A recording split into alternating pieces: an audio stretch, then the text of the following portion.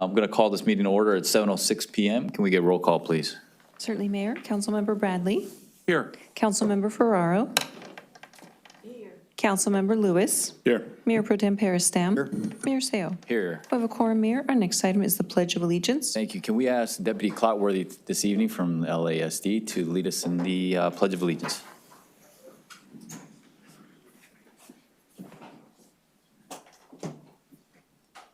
All right, everyone, please follow along as we recite the Pledge of Allegiance. Ready? Begin.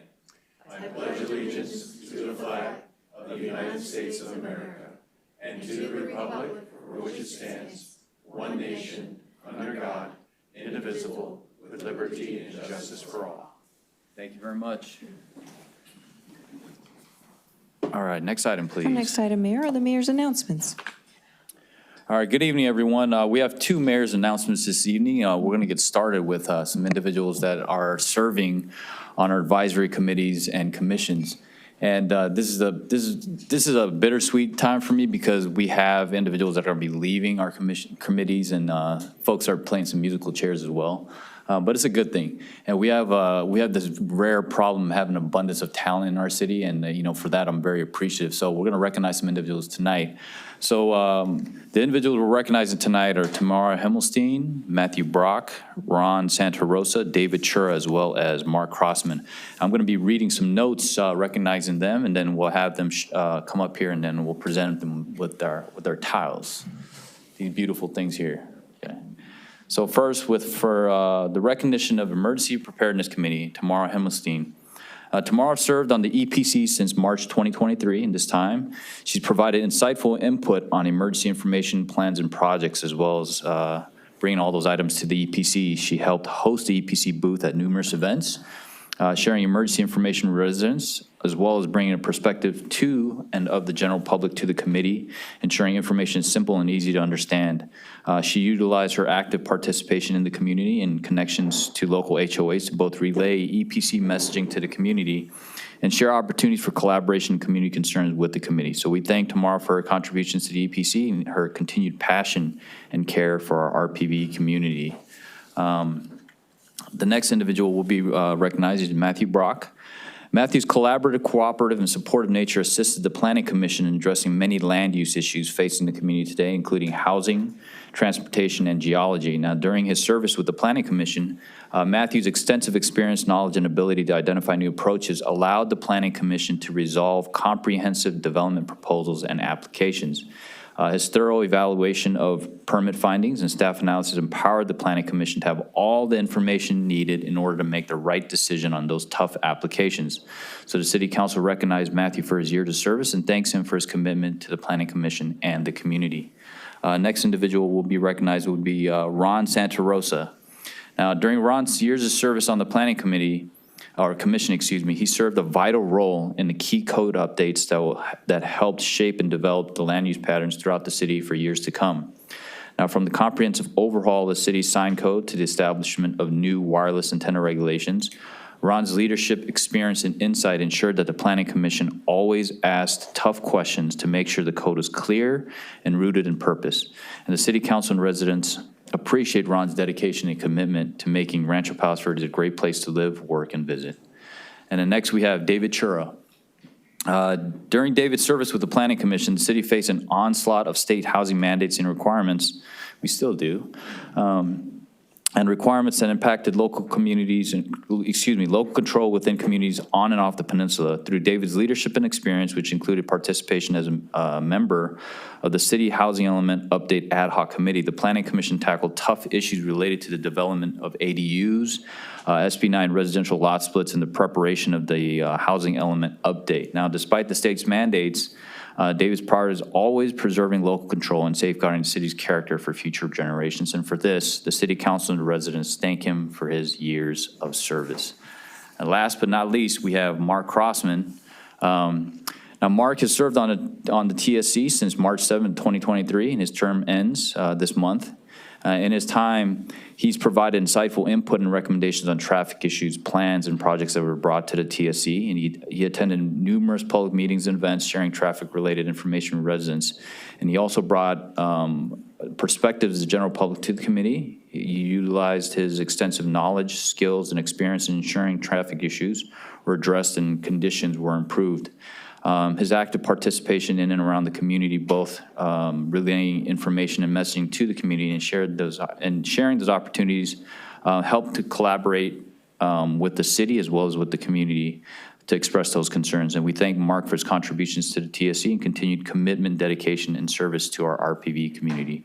Now, these individuals, they don't get paid, and for us as a city and city council, we're grateful, extremely grateful for their input and their wisdom and their dedication in serving. So please come up here if I mention your names, and we'll present you with the plaques.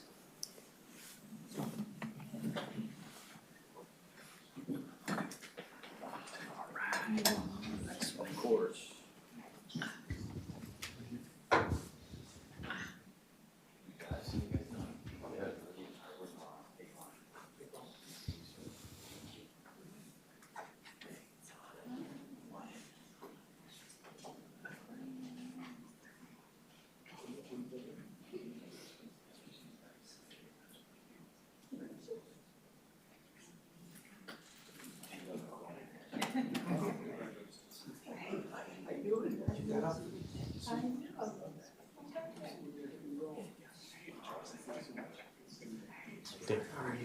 Thanks.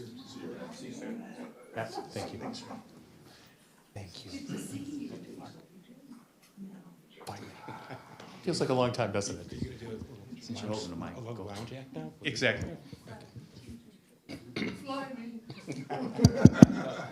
So we'd like to say thank you very much for serving the city, and we can't thank you enough. I know this is not goodbye, but see you later. I know you guys are just doing musical chairs, so we hope you guys come back to work quickly. And we're going to give you an opportunity just to speak to everyone and just express your thanks. And Mike, it's yours. Thank you. Well, again, it's been an honor and a privilege, as it's often said. Did appreciate my 7.5 years on the Planning Commission, and prior to that, the 7.5 years at FAC. So I've got almost 16 years, but it's just a little bit shy. But again, I appreciate the leadership that was on the Planning Commission when I joined, all the predecessors that preceded me, and I wish the best to all of those who will succeed me. Thank you. I very much enjoyed the last 3 years on the Traffic Safety Committee, last year as chair. And if you're in the audience or you're watching, I'm sorry, no, I would really encourage you to get involved in the local committees, because you get to know just how good your city government is. And you can't always say that sometimes. I'll leave that there. They do so much with so little, and that's quite a thing. So looking forward to a few years on the Planning Commission, thanks largely to the work that some of these folks have done to set a good basis for us all. For me, serving on the Emergency Preparedness Committee has been such an education and such a joy, and it was an honor to serve the committee and to serve this beautiful city. And as my husband often told people, he felt safer already. And so it was just been really a joy. And just remember, early alert saves lives. Thanks. I also really appreciate the honor and privilege of serving you for 6 years, and having thanked many people already, I'd like to actually go back and thank the folks who inspired me to actually apply to become a planning commissioner. And that was long before I was a planning commissioner, of course, but that was our city manager, Ara Moranian, and our city council at the time, whom I worked with at that time. And they were the inspiration for me, thinking maybe I could make a difference in local government. And that's where it started 6, 7 years ago, maybe. Thank you. I'd like to first thank my fellow planning commissioners for what you taught me and the discussions that we had. Might not have always agreed, but we always respected each other's opinion, and I think we always, came to a good conclusion. And I want to thank the community for allowing me to serve you and to do our part to make the city better. I am really looking forward to not worrying about the city anymore like I did, 8 years ago. And, my garbage gets picked up, the water works. I'm a happy camper, right? So I'm really looking forward to getting back, thanks to the amazing efforts of the staff and the city council and all the committees that make the city run so smoothly. and I'm really appreciative of it, and thank you very much. Just want to find out what's on TV on Tuesday night. That's right. I was joking, this is like the last time I'll have to say the Pledge of Allegiance in like... No, we're going to make you say that at home. I just want to thank all of you for making our job just a little bit easier because, as you know, it's not paying. And what would we do without you? We could not manage without you folks. So thank you all very much for participating and for such a long time. Thank you. Yeah, all that and more is just to say that we're very lucky here in RPV because we have a lot of talent. And we just went through the process of, installing new members to these committees. And sometimes you're like, what do I do? There's 10 great people here. Present company is absolutely included in that. You guys, this is the kind of talent we have in this town that just makes us wealthy in a way other towns aren't. So thank you all. It's time consuming. I know I did it too, but it makes a difference. So thank you. Going to follow up here and thank everyone. I certainly understand the effort that goes into the job. 3 of the 5 folks here, colleagues on the Planning Commission, so I served with them directly with them. And from all 5, and meeting 2 of you later on, that not only were they members of these committees and commissions, but they were quality members of these committees and commissions, and they made a difference. And when you watch these meetings really closely, you can tell. You can tell who's making an impact and who's formulating policy and giving direction. And these folks are all 5 are in that category. So thank you for your time. It's appreciated. And we'll see what we can do. You never say never to your Tuesday evenings. That those things come back and haunt you sometime. Thank you. Well, I have often said that committee assignments are a gateway drug, so just be warned. But no, I do understand what being on the committees are all about. It is truly foundational to our city, and the fact that we have such an engaged electorate and population within the city is truly remarkable. People that are willing to give their time freely to the city to make it a better place for all of us. Thank you very much for your service in the past and for your service as you go forward, because some of you are not done yet because you want multiple tiles. So congratulations and thank you.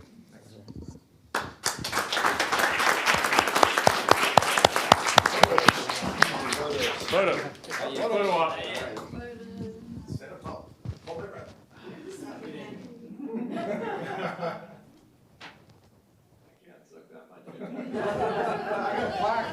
Yeah, exactly. Congratulations. Good to see you. Thank you so much. Thank you. Tuesday nights back there. That's right. This. I know. You won the pie eating contest? Yeah. I thought David usually won. He won it once because I had to be out of town. It won't happen again. All right.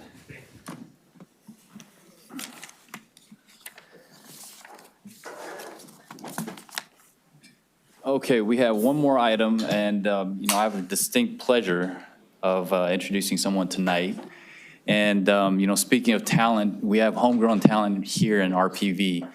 We have Olympian Beatrice B. Kim in our audience tonight, and you can stand up. Can we please give a round of applause?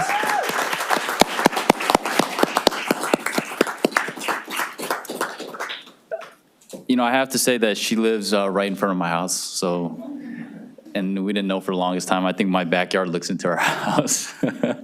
But we wanted to recognize her today for her amazing accomplishments in representing not only RPV, but the United States of America. And it's something that I take it's very near and dear to my heart. And for us, we decided we want to do a proclamation to recognize her, a daughter of RPV. So tonight, the mayor and city council of Rancho Palos Verdes, on behalf of the entire committee, recognizes Beatrice B. Kim.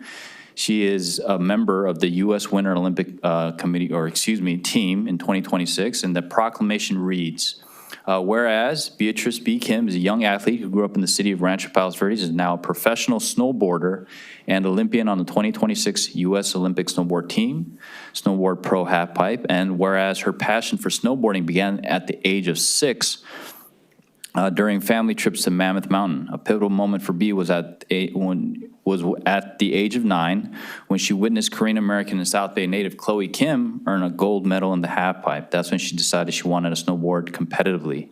And whereas B made waves in snowboard world in her 2023-24 season as a 16-year-old rookie on the U.S. Snowboard Pro Team, she captured her first World Cup podium with the second-place finish in Switzerland, finished fourth in her X Games debut, and concluded the season ranking third in the overall FIS World Cup standings. In February 26, B competed in the Milan Cortina Winter Olympic Games alongside her idol that inspired her Olympic dreams, Chloe Kim. And whereas she is an active Protect Our Winters Alliance member and has attended POW-organized lobbying trips to speak about climate change's impact on winter sports and protecting public lands, she was also invited to speak to the United Nations on Capitol Hill and at the White House about the effect of climate change on the world around her. She was also named the 2024 Protect Our Winters Athlete Alliance Member of the Year. And whereas B's South Bay roots remain central to her identity, she grew up surfing at local breaks near Palos Verdes and credits the sport with influencing her snowboarding style, describing the halfpipe as an endless wave. And so it is therefore in recognition of the accomplishments of our local Olympian that the city of Rancho Palos Verdes presents this proclamation to B. Kim on the 16th day of June, 2026. Please come up here, B.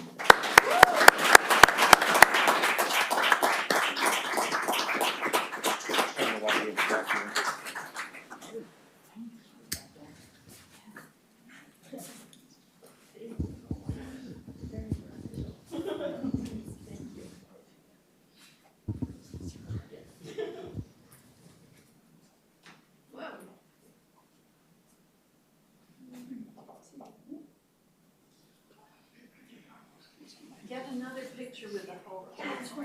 In my hand. Oh, you got it? Thank you. I know you couldn't hear. Or B, I'll give you the mic so you can see. Okay. Thank you. This is my first city council meeting.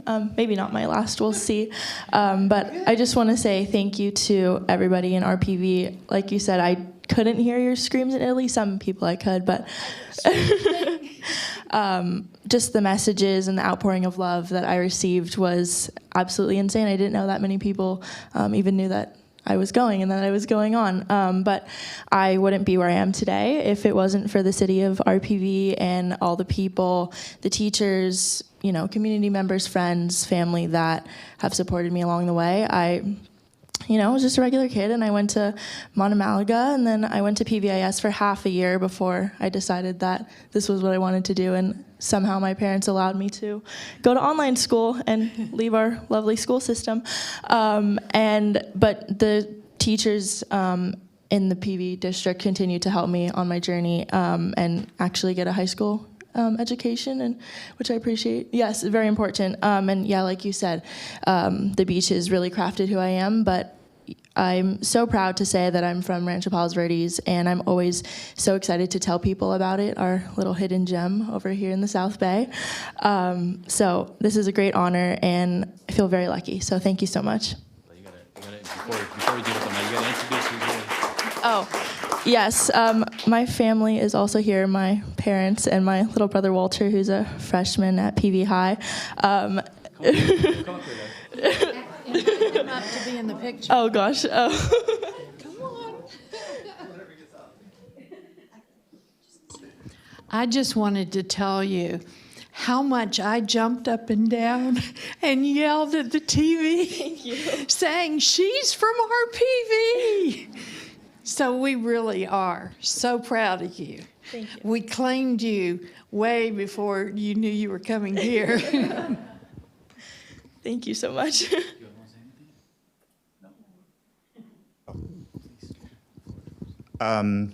So my wife grew up in Palos Verdes. Her family's been here since the 1970s. I didn't know what Palos Verdes was growing up in the San Fernando Valley, but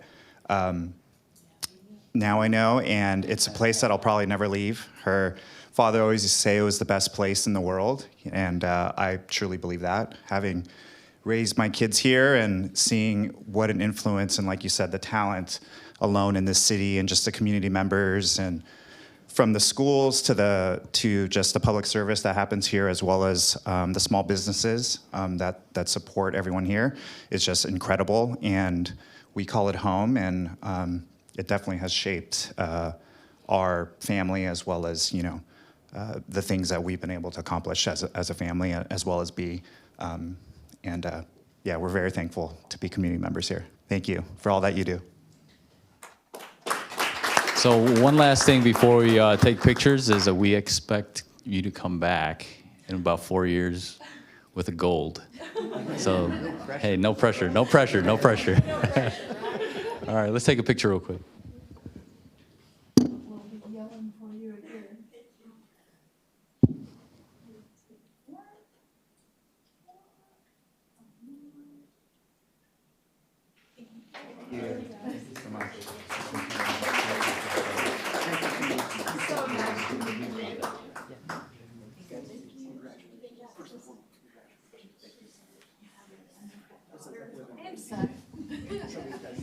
Thanks for coming tonight. Thank you so much.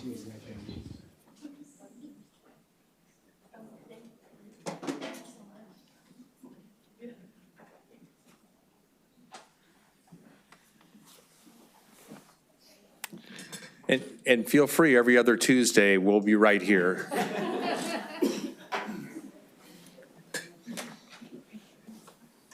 All right. That concludes the mayor's announcements. Can we move on to the next item, please? Certainly, the next item is by acclamation to move approval of the recycle and emergency personal preparedness kit drawing winners, Barbara Hester and Ann Lynch. Move approval. Thank you. Our next item then is the approval of the agenda. I get a motion to approve the agenda. So moved. You have a second? Second. Roll call. Councilmember Ferraro, Yes. Councilmember Lewis, Yes. Councilmember Bradley, Yes. Mayor Pro Tem Peristam. Yes. Mayor Seo. Yes. Motion passes. With that, we can move to our public comments for non-agenda items, and I do have one request to speak to Harry Nastaran. Is that individual here or on Zoom? Let's make one more announcement. To Harry Nastaran. To Harry, are you in the hallway? Okay. If the person comes back, we'll take her out of order. Next item. Next item then is the LOMITA Station Report. All right. Good evening, Deputy Cloutworthy. All right. The hot seat. Good evening, everyone, and good evening, Mr. Mayor and members of the City Council. My name is Derek Cloutworthy. I'm here to report on behalf of Los Angeles County Sheriff's Department, LOMITA Sheriff Station. For those of you who have not been following along throughout the year, I will be reporting the year-to-date stats for the Part 1 crimes. These are the more serious offenses that we report on in our jurisdiction. Year-to-date totals for criminal homicide, I have nothing to report. Forcible rape, 1 incident year-to-date. Robbery, 3 incidents. Aggravated assault, 10. Burglaries, I have 23 incidents. Larceny theft incidents, 66. Grand theft autos, 8. Arsons, 4. Bringing us to a grand total of 115 reported Part 1 crimes occurring year-to-date in Rancho Palos Verdes. A few notable incidents that occurred in the last 2 weeks. We had 1 residential burglary occurring on June 4th in the evening hours. This occurred on Ravenspur Drive. Some video surveillance footage recovered after the fact showed a white adult male wearing a dark hooded sweatshirt, gray sweatpants, and a dark mask attempting to force entry into the complex and the subterranean garage by prying the keypad with the screwdriver. The suspect was unsuccessful in gaining entry. He was shown looking into several vehicles, also on surveillance camera footage. It's unknown if any vehicle burglaries additionally occurred as a result of this incident, and that investigation is ongoing. Notable arrest incidents would be a slew of arsons that occurred recently, the first of which occurring on June 6th at approximately 7:55 in the evening. Deputies responded to Hess Park for an arson incident. The suspect at that time was described as a white male, approximately 15 to 25 years of age, a thin build with a multicolored top, white shorts, and seen riding a gray bicycle. The suspect used matches to intentionally set fire to brush near the playground, and a 4 foot by 4 foot area was ultimately burned. An empty box of matches was recovered and booked into evidence. At the time, the investigation was being handled by the Los Angeles County Sheriff's Department Arson and Explosives Detail. On June 8th, at around the same time, 8:04 in the evening, deputies again responded to Hess Park for an arson incident, and this time an area of about 50 feet by 25 feet was burned north of the community center. A witness this time saw and provided a description of the suspect leaving the area again on a bicycle, riding on Hawthorne Boulevard and away from the park. The suspect was a similar description from the arson incident that had occurred a few days prior. On the very next day, the 9th, again, deputies responded to an arson incident, this one nearby as well at the Island View Drive neighborhood. This also occurred at around the same time frame, being about 5 o'clock in the afternoon. A witness had heard what he recognized to be the sound of a lighter clicking and formed the opinion that someone was about to start a fire. So a few moments later, he saw smoke rising from nearby bushes of a nearby residential complex and saw 2 male juvenile suspects leaving the immediate area. He immediately contacted the Los Angeles County Sheriff's Department. Deputies responded and ultimately detained 2 juvenile suspects who, because of their age, I cannot share any additional details about those 2 individuals. I can report that their detention was extended and that they were transported to juvenile detention facilities. There was another incident that had occurred earlier back in May in the city of Rolling Hills Estates on Ravenspur. It was also an arson incident where a hillside directly behind a local church was set ablaze. And during that incident, witness again observed 2 juveniles running away from that location at the time that the fire was started. So although these are all separate incidents and they are all, the investigations are ongoing, we do have reason to believe that these suspects could very well be the same suspects responsible for all incidents. Operations that have been ongoing, conducted by your surveillance and apprehension team, a special group of undercover detectives operating out of our station.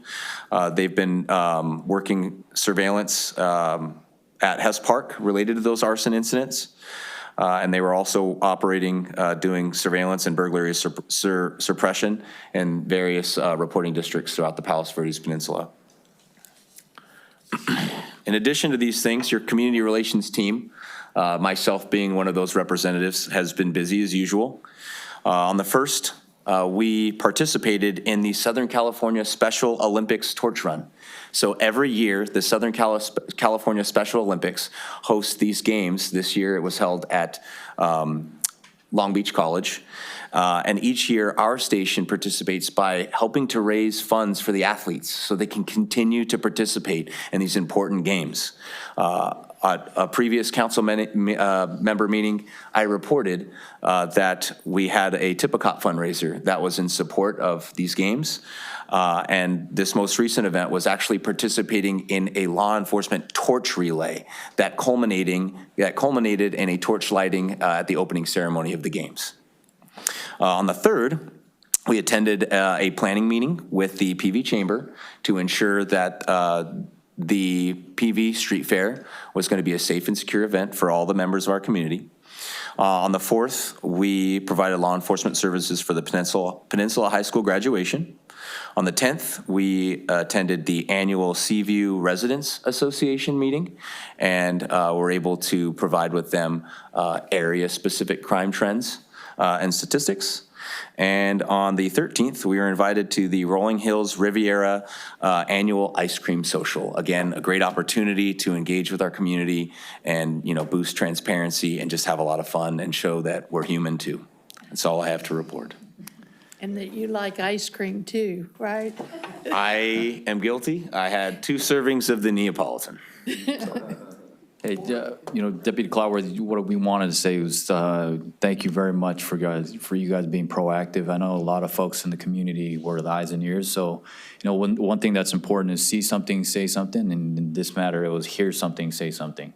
And they did an amazing job being proactive and apprehending the suspects that are committed arson. So, thank you guys very much. Thank you, sir. Thank you so much. And you know what, one thing I did not report, our community relations team also manages our social media. And it's something that I'm constantly reminding people to please engage with us there, right? We also engage with our neighborhood watch. But this arson incident where we were actually able to successfully apprehend the suspects, I responded personally. And I met with our informant. And I asked him, do you follow us on social media? And he reported, yes, I do. And that's the reason I was on the lookout. And that's why I knew to look for bicycles and to look for juveniles. And that engagement, I believe, led to the arrest and our community being a whole lot safer.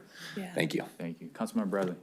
Yeah, just a quick question. I did see an article this morning and also a blurb from the LA County District Attorney that it didn't happen in the city of Rancho Palos Verdes, but in Rolling Hills Estates, that there was an indictment for the murder of Jeff Titus from about 15 years ago, that he was just extradited back, and that LA County Sheriff said he's at Men's Central Jail now, but that has been indicted. So I don't know if you have any information on that. I'm afraid I don't. I'm so sorry, sir. But that's something that I absolutely can investigate, and I can provide that at a later date, or perhaps the next council meeting, the captain can report on that if you'd like. That was, very traumatic for the community about 15 years ago. But yeah, if you or the captain could come back on, but from all I can tell and what I could read in the district attorney's indictment, is it sounds like it's a pretty good case. So hopefully that comes to a good conclusion. Yeah, absolutely. If there's information that we can share, then we will. That being said, if it's just an indictment and it sounds like the judicial process still needs to play out, there may not be a lot of information to share, but as soon as we can, we will. Thank you very much. Thank you. Any other questions, City Council member? Oh, okay. All right. Next item, please. Is the city manager report? Thank you. Good evening, Mr. Mayor, members of the City Council, and our viewing audience. I'm going to start my report this evening on a sad note and with a heavy heart, but with great fondness. I want to publicly announce the passing of former mayor, city council member, and founding father of Rancho Palos Verdes, Ken Dida. Mr. Dida passed away in January, and at the request of the family, we did not make a public announcement until after the family memorial, which was on June 6th. And so many of you know, many in the audience, many of us have had interactions with Mr. Dida. I consider him a personal friend. I've known him for almost the entire time I've been with Rancho Palos Verdes. He's responsible and can be contributed to many of the accomplishments and who we are as a city and what we represent as a city, of local control, the open space, the fiscal responsibility. And he was very, very much involved in the development of our general plan, the first general plan, the goals report, which formed the general plan. He was involved in the creation of the zoning ordinance, which has a lot of criteria that he introduced himself. He's quite an icon and very much a person that is symbolic and emblematic of the city. We dearly miss him. I miss him as a friend. And because of his significance, we are going to be holding a special tribute that the public is invited to at our next city council meeting, which is July 7th at 7 p.m. here in Hess Park. It is a public tribute. We're inviting the entire public. There's going to be a reception. We're inviting various elected officials to come, and it's an opportunity to speak about Ken, your experiences with him, as well as just celebrating his legacy and honoring him as a person. His family will be here as well, and we hope to have on display the many decades of accolades and rewards that he received. So please mark your calendar and be here. We look forward to it. We're trying to maintain a light agenda on the 7th to make time to properly pay tribute to Mr. Kendida. Next slide. And I'm delighted to announce that we are official. Our Rancho Palos Verdes Community Foundation is up and running. In fact, right before the city council meeting, the board of directors for the foundation had their second meeting and are adopting policies and measures to move that foundation forward. We are a registered 501c3. In fact, the family of Mr. Kendida has agreed that any donations that want to be made should be made towards the foundation. We have a portal now open on the city's website where you can make monetary donations in his honor and in his memory. So I look forward to bringing more information to the community, but remember, this foundation is really intended to help fund some beautification, aesthetic projects that the city just doesn't have the resources to do. So hopefully we can generate some revenue here and do some projects based on donations in recognition of individuals to help lift our city up and help beautify our city, just as Mr. Dido intended it to be. Next slide. So the date for the Coffee with the Mayor is coming up. It's going to be Friday, June 26th. It's at 10 a.m. at Ladera Linda. This Coffee with the Mayor is going to be hosted by our new coffee shop that opened up in Miralles Plaza, JAM or JAM. So we'll be purchasing the coffee from there, but the coffee with the mayor will be at Ladera Linda. So don't go to JAM between 10 and 11, come to Ladera Linda. But we're looking forward to actually recognizing this new business that opened up in the shopping center on the east side of the city at a future meeting. Next slide. But to truly jam, you need to be at Ladera Linda.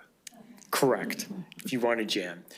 And speaking of jam, the city is floating 2 surveys, and these are very important surveys to really glean where the community stands. The first survey has to do with a community feedback survey on the needs of our community to help prioritize the wants of our community or the needs of our community. We have QR codes on the city's website, and you can go online to fill out that survey. We're asking residents to complete that survey by June 30th. That information will help us understand what the needs are and how to prioritize it in terms of budgeting. And if you go to the next slide, we also have another survey that's floating, which has to do with the programming on RPV TV. We want to hear from the residents what type of programming they're looking at, because we're looking at revitalizing and improving and elevating the programs that we offer on our TV channel. Next slide. And I'm really excited to announce that we were the recipients of a grant from LA County Recreation and Parks, and it has to do with the park improvements at Ryan Park, our playground. So and the grant is actually not for construction, but it's actually for the planning and design. So we are going to be conducting a workshop where we're inviting the public to come out and give us some input on what they would like to see in terms of playground improvements. That workshop is going to be on Wednesday, July 8th at 6 p.m. here at Hess Park. Next slide. And I do want to take a moment here, and I have a slide. You got ahead of me, Deputy, but what you just reported out before my presentation is very important information regarding the arson arrest, and it really underscores the importance of see something, say something, which I believe the council and all have said. I want to reiterate that just to share my experience in this. When I got the call about the incident on Saturday, I processed it, let the council know. I got a call about it on Sunday, and I said, wait, that happened Saturday. You're getting things mixed up. And they said, no, that just happened in the same general location on Sunday, so 2 days in a row. That for anyone who tries to ignite a fire, that elevated this concern, and I'm just very proud and very appreciative of the LOMITA station's response, our public safety's response. We developed a plan knowing that this was likely going to happen again, and because of that third attempt, and because of all the outreach we did starting Saturday evening through Sunday, through Monday, we were able to apprehend, the LOMITA station was able to apprehend. So thank you. I think you deserve a big round of applause for that, because you and really for all Neighborhood Watch, the Council of Homeowners Association, they were all very engaged in making sure we're getting out that information so that people can be on heightened alert and raise and be able to call when they see something. So we prevented something very serious from happening. Next slide. And speaking of serious, I want to remind, I know we've got 4th of July just weeks away. It's a very special holiday, but I want to remind, but it's a friendly reminder, but a very firm one, that launching fireworks in the city of Rancho Palos Verdes or anywhere on the Palos Verdes Peninsula is prohibited, and if you are caught, you will be fined. The first offense is $1,000, second offense $5,000, and third offense and onward are $7,500. If you do see something, this is another situation. If you hear it, you see it, call the LOMITA station immediately, 310-539-1661. 310-539-1661. Remember that number. And again, if you hear something, please call it. The brush is really dry. We want to prevent something. We want to enjoy the holiday, not have to respond to something serious. And speaking of, if you go to the next slide, Nathan, so instead of launching fireworks and stuff, come to City Hall, come to the Kendida Civic Center. We are having our annual 4th of July event. It starts at 3 p.m. It is an outstanding family event. We always have live music, food, carnival rides, dancing, and of course the program always ends with our drone show. Oh, of course, and we have the pie eating contest, and I'm sure I'll hear a couple remarks from our council members on that. Bring it. There's already bets being wagered here and stuff, so we'll see who ends up winning the medal there. But again, that's 4th of July at Kendida Civic Center. If you're coming for the drone show, please know that the parking situation gets very heavy about 45 minutes beforehand. So come early, come at 3 o'clock, bring the family, hang out with your neighbors, and many of us will be there. It's just a great way to spend the 4th of July, and especially this one, which is a 250th anniversary. So look out for some special elements to commemorate this milestone anniversary of our nation. Next slide.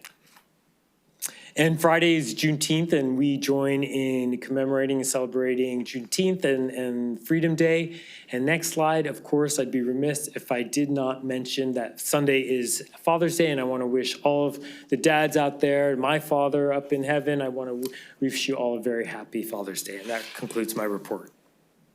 Thank you very much. Next item, please. Is the consent calendar. Late correspondence was distributed earlier for items letter J and K. And I do not have any requests to speak. All right. Move approval of the consent calendar. Thank you. Can I get a second? Roll call. Second. Councilmember Lewis? Yes. Councilmember Ferraro? Yes. Councilmember Bradley? Yes. Mayor Pro Tem Peristam? Yes. Mayor Seo? Yes. Motion passes. With that, we can move to our public hearing item number 1. Consider approving a coastal permit and habitat conservation plan for the Los Angeles County Sanitation District sewer line and manholes repair project on Trump National Golf Club and city-owned properties. Notice of the public hearing was duly published. Late correspondence was distributed earlier, and I do have 3 requests to speak. Okay. At this point, I will declare this public hearing open. Staff report, please. Yeah, we'll start the presentation with Senior Planner Amy Serrati. Hi, Amy. Good evening.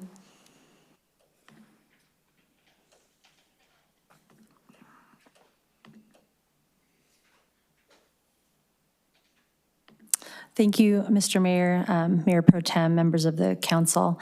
As mentioned, the item before you this evening is an application from the Los Angeles County Sanitation Districts for a sewer repair project as well as a habitat conservation plan.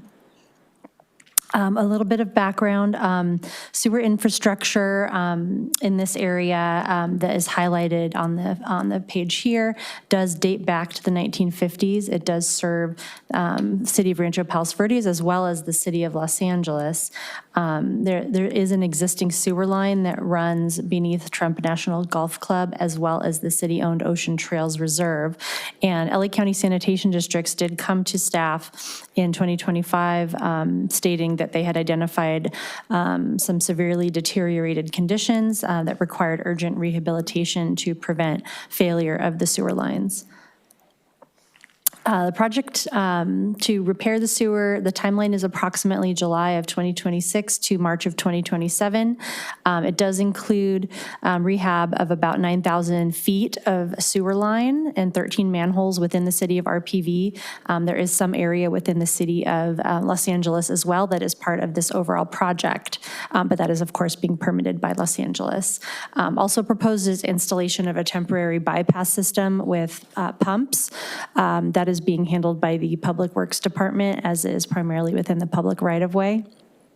There also is proposed planning exempt temporary grading to create temporary access roads and staging areas to access the manholes that are located either in the golf course or in the dedicated habitat area. It should be noted that city geologist review and approval is required, as well as approval of a grading plan by Building and Safety. And there will be approximately 0.8 acres of temporary impacts to coastal sage scrub habitat. So staff, along with the open space and trails staff, has been working with the Federal Fish and Wildlife, state, as well as the Coastal Commission. So why is this project needed? It's basically needed to rehabilitate deteriorated sewer infrastructure and to prevent failures. This could result in sewage leaks, coastal contamination, bluff instability, and last but not least, the disruption of public sewer service. The sewer pipe lining, there are several points, just as a real brief overview. The lining, the repair is basically a lining, almost like a sock that is saturated with a material that is inserted into the pipe, heated, and then basically becomes a pipe within a pipe. These LA County Sanitation Districts did make a great effort to select a contractor that would minimize the impacts to the habitat as well as the golf course. So they will be inserting it where you can see the beginning of these arrows here and ending where the end of the arrow is in several what they call shots. They will be proposing to build a temporary, a couple temporary access road and staging areas. There are some smaller areas, paths of access, but these are the ones shown here are the ones they would need for their larger equipment, which is basically the size of a semi-truck. And here you can see the other locations. This is within, right next to the city of Los Angeles. There's four more areas where they would be inserting the liner. Again, trying to minimize any impacts to the habitat in that area. For the coastal permit, this does require a coastal permit. There are two findings. One is consistency with the coastal specific plan, and another is consistency with the Coastal Act public access and recreation policies. And in general, the project does maintain the infrastructure. It meets these conditions as it maintains the infrastructure while minimizing habitat disturbance, but also providing habitat restoration and mitigation, which is addressed in the habitat conservation plan that my colleague Katie Lozano will speak to shortly. And again, finding two, the Coastal Act public access and recreation policies state, that the coast should be accessible. And these temporary access impacts, because there will be some temporary trail closures while the contractors are working in certain areas, that is outweighed by the long-term protection of these coastal resources, the water quality, and also to maintain these public recreation opportunities. It should be noted that there was an inadvertent error in the staff report. Subregion 7 of the Coastal Specific Plan is directly adjacent to Tract 16540, not the Portuguese Bend Beach Club, because they are two separate neighborhoods and HOAs, so staff just wanted to bring that to the council's attention. And I will turn it over at this time to Katie Lozano, Open Space and Trails Manager, to discuss the habitat conservation plan that is part of this project. Good evening, Mayor and City Council members. I'll talk briefly about the incidental take permit and the associated habitat conservation plan associated with the project. So a federal incidental take permit and the associated habitat conservation plan are required by the U.S. Fish and Wildlife Service when a project impacts a federally threatened or federally endangered species. In this case, for this project, it is anticipated to impact the federally threatened California gnatcatcher. So an ITP and an associated HCP are being prepared by the U.S. Fish and Wildlife Service for issuance directly to the LA County Sanitation District for this project. The permit term will be for 7 years, and it will include a 6-acre habitat restoration site located at the city-owned Ocean Trails Reserve, San Ramon Reserve, or a combination of those two reserves. LA County Sanitation District will enter into an agreement with the Palos Verdes Peninsula Land Conservancy or an equally qualified entity to perform the habitat restoration for that project. The finalized habitat restoration plans will be reviewed and approved, or reviewed for approval by the U.S. Fish and Wildlife Service and the city manager. And lastly, this HCP will allow the LA County Sanitation District the ongoing access they need to maintain their infrastructure in the future. And I'll hand it back to Amy. Thank you, Katie. One last item, late correspondence. Staff did add, that the council did receive, staff did add one condition, number 33, that just to ensure that the city does have the ability and the right to review the habitat mitigation prior to the start of it, in addition to the federal Fish and Wildlife folks. So this has been added. I believe it may be being added to the HCP right now. It is being reviewed by federal Fish and Wildlife. We don't yet have an updated version, but we do have it in the resolution just as a safeguard. Thank you so much. Again, Katie Lozano is here with any questions for Open Space and Trails. We also have the applicants from the Los Angeles County Sanitation Districts, Billy Chu and Ziad, here to answer any questions that the council might have. Thank you. Okay, thank you very much, Amy. Any questions of staff? I do. Yes, Mayor Pro Tem. Thank you, Mayor. Just curious that the Catalina Bridge Trail is right there. Is there any overlap, impact on that opportunity related to that, since we're tearing something up right there or nearby? Does that give us some opportunity? I mean, it is somewhat nearby. The Catalina Trail is a bit, if I'm remembering correctly, a bit further east to the J0222 manhole that you see just between where it says shot 2 and shot 3. So unfortunately, it's very direct, their path, just to minimize the access and the impact to the habitat. So just because of the criticalness of this project, it doesn't appear that there really will be any overlap, unfortunately. Okay. What I was thinking was, if we're going to, at some point in the future, have to do an assessment of the impact if that trail gets moved and that bridge gets moved, it seems to be that would be right nearby. So to leverage that impact on native plants.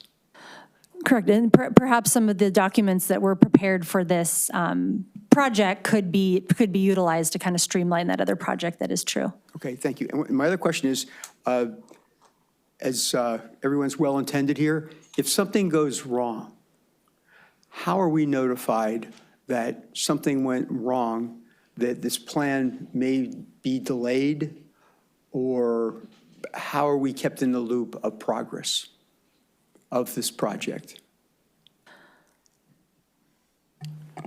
Do you want to? Mayor Pro Tem, I think with this project, we will make sure that we can update the council on the progress of it through the weekly reports. But if something went wrong or something changed or there were changed circumstances, because you're the deciding body, not only on the coastal permit, but also on the habitat conservation plan, we would bring that item back to the council. It would be agendized. Okay, so on an ongoing basis, weekly report, if some significant schedule slippage, we would be notified that way. Correct, because there are conditions in place. If we had to modify the conditions, the council, unless it's a minor modification, which there are procedures in the zoning code on how to go about that, we would bring an item back to the council so you can consider any modifications. Thank you.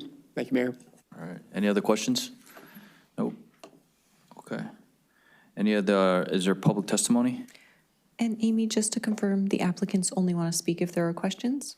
I would perhaps ask them to speak. I don't know if they've prepared anything. Certainly. Our two applicants are Billy Chu and Zaid El Jack. If they'd like to share the 10 minutes, and I believe they're via Zoom. Yes, hi. Can anyone hear me? Yeah, we got you, Billy. Good evening. Yes, hi. Yeah, good evening. Thank you, everyone. I don't have that much to say. I just wanted to say, this is a critical project, so we want to keep the wastewater infrastructure operating for the residents of RPV.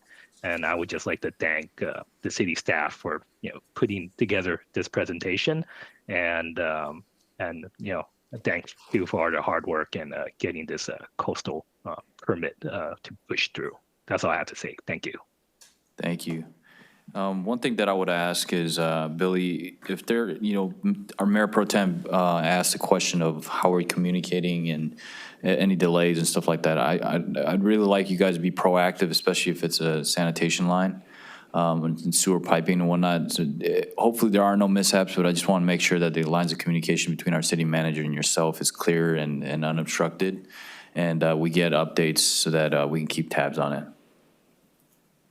Yes, sure, I will. We work very closely with Amy, so if there's any delays or unforeseen issues that come up, we will work with Amy, and I'm sure she'll send a message through the chain. Thank you. City Council questions? One note, Mr. Mayor. This is the Adel Jack, also with the Sanitation District. Hey. Sorry, I was having audio problems earlier. But yeah, we are very appreciative of the communication lines we've had over the last few months with both staff and city manager on this project, which is very critical, as you understand, in this area of your community. We've been working in this community for, I think, for even longer before the city was formed itself, right? We are very proactive in our communication. You might know our sanitation board, chief engineers and chairman. They're very sensitive to all issues related to public health and safety, and definitely protecting the environment too. So yeah, we'll keep those lines open and inform the council and the staff of any eventualities that might happen to the project. Thank you. Thank you very much. Appreciate it. Any questions from City Council of the applicant? Is there another speaker? Forgive me, Mayor. Yes, I believe we do have one more speaker. Lily Amini.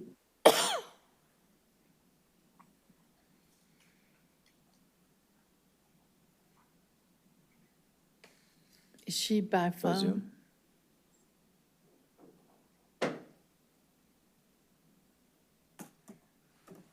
Hi, everyone. Can you hear me? Yeah, we got you, Lily. How are you?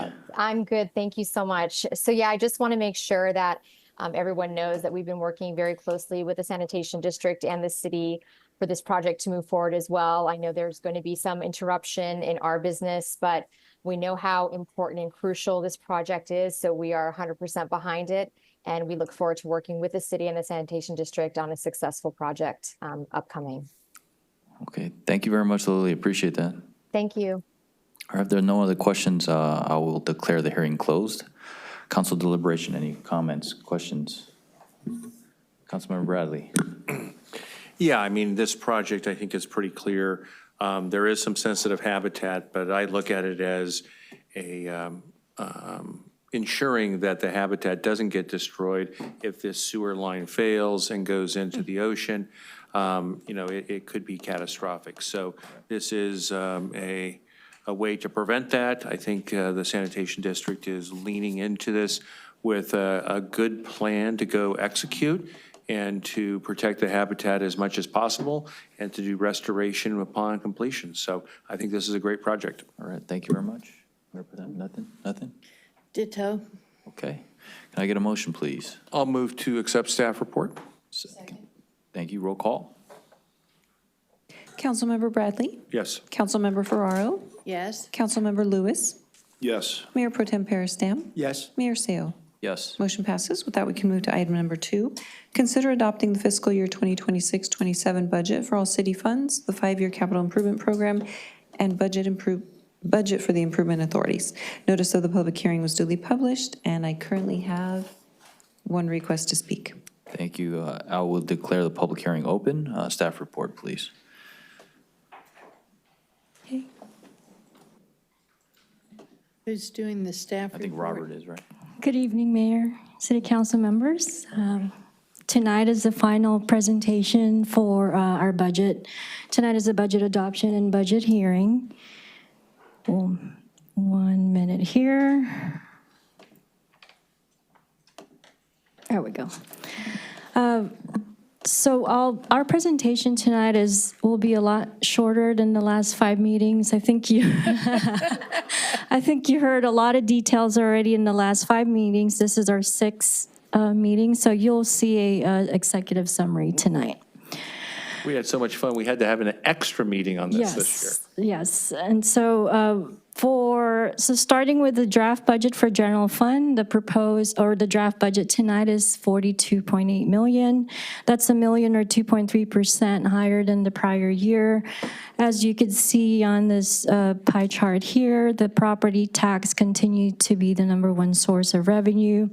Here's the popular dollar figure, your favorite here. The city do get 6 cents out of a dollar.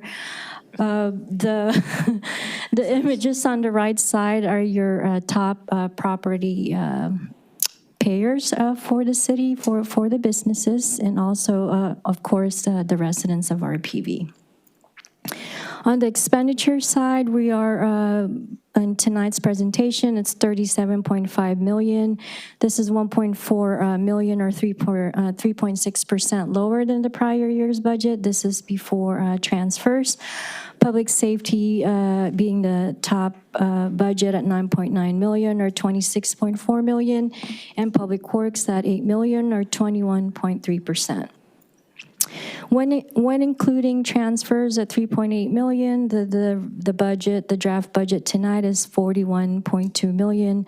Compared to the prior year's budget, this is $1.3 million or 2.9% lower. The City Council also approved an estimated 6.2 additional transfers to the CIP fund. So based on the draft budget tonight, the projected ending fund balance on 6/30/2027 is $35 million, minus the additional transfers that the City Council approved in the last 5 meetings at $6.2 million. We are holding the 50% reserve policy of $18.6 million.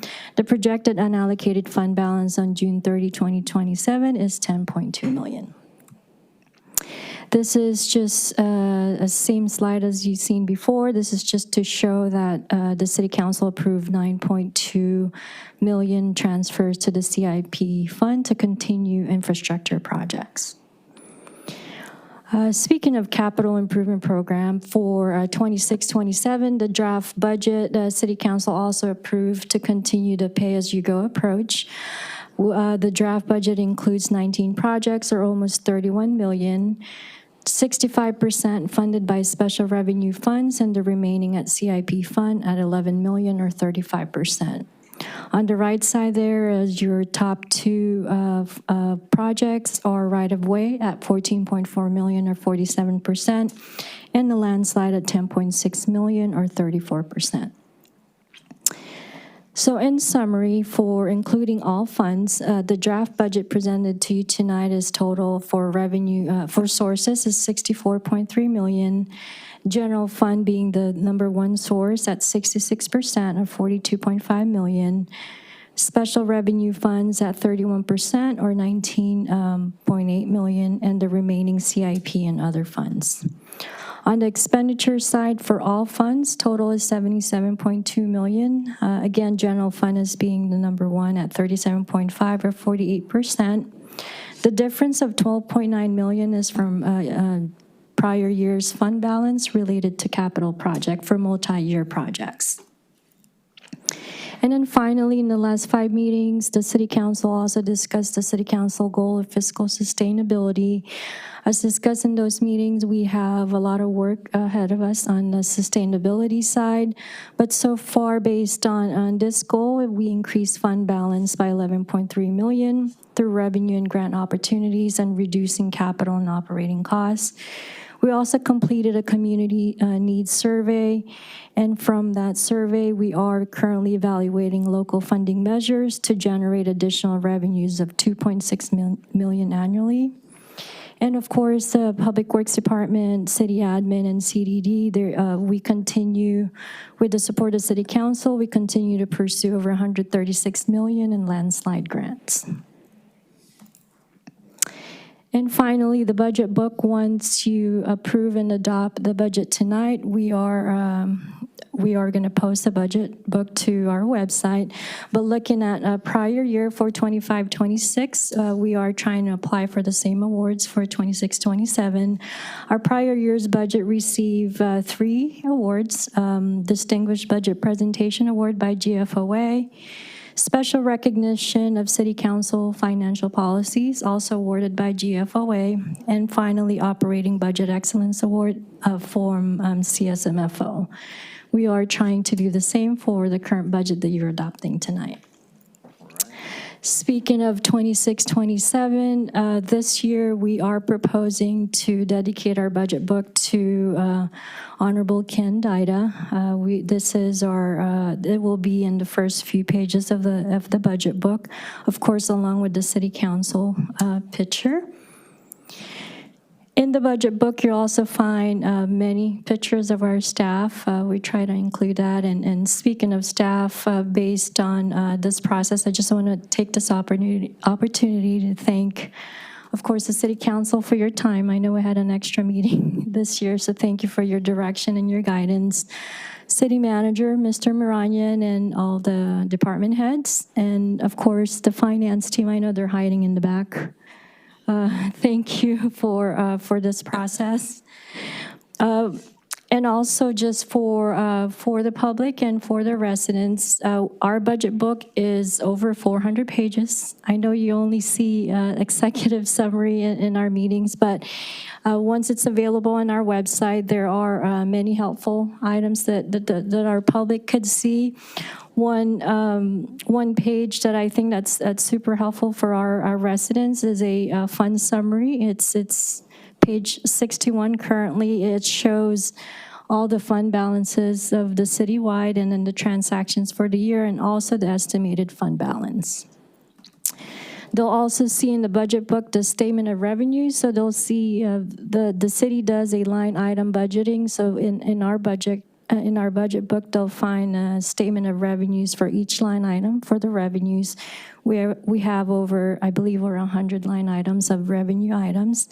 Similarly, for expenditures, the budget book is set up where the residents can see a summary for each program and also details like this. So for example, for Public Works, if they wanted to know how much we spend on landscape maintenance, so here you could see on the repair and maintenance services there, you could see the landscape maintenance at city parks. Recurring expense is approximately $501,000. So all throughout the budget book, they'll find these details for all programs. And then finally, if they wanted to see the details for each of the capital program, we also have those pages in the budget.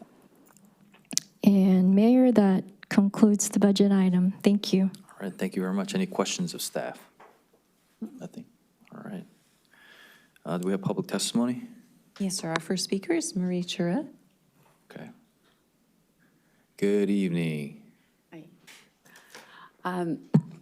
My name is Marie Chura, and I'm the president of the La Cresta HOA at Ballin and Hawthorne. I'm here with comments on the golf nets replacement project referred to on page 26 of the CIP presented by the staff to the Planning Commission last week on June 19th. Do you want to roll the pictures? Okay. The 50-foot high poles and nets around the Los Verdes Golf Course 15th green and 25-foot poles and nets around the 16th tee were installed in September 2023 as a result of some complaints from a small number of La Cresta Point residents, primarily one resident, about golf balls coming in their yard and hitting their roofs. Some of these nets and poles were installed right up along property lines of homeowners, and some of these nets and poles obscure the ocean and sunset views for others. And of course, we all see the huge nets and poles when we drive or walk our neighborhood. The La Cresta Point neighborhood consists of 10 homes with their own HOA. The La Cresta HOA consists of 104 homes with our own voluntary HOA. Almost immediately after installation, a working group was formed consisting of La Cresta and La Cresta Point residents, RPV city representatives, including the city manager, LA County representatives, as well as American Golf, who owns the golf course. There was a lack of communication between LA County, who owns the golf course, and the city of RPV. And through that, the affected neighbors in our La Cresta neighborhood were not informed of the intent for these nets and poles to be installed. The county, as well, did not complete the required environmental studies, such as CEQA, and provided no formal justification for the size and scope of this project to protect a small number of homes.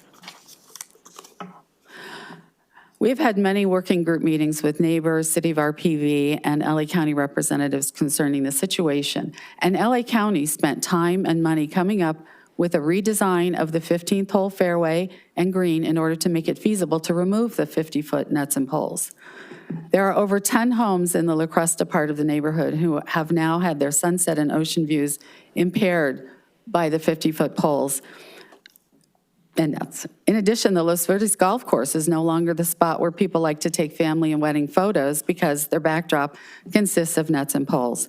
The entire La Cresta neighborhood has been impacted by the unattractive aesthetics of these nets and poles towering over homes.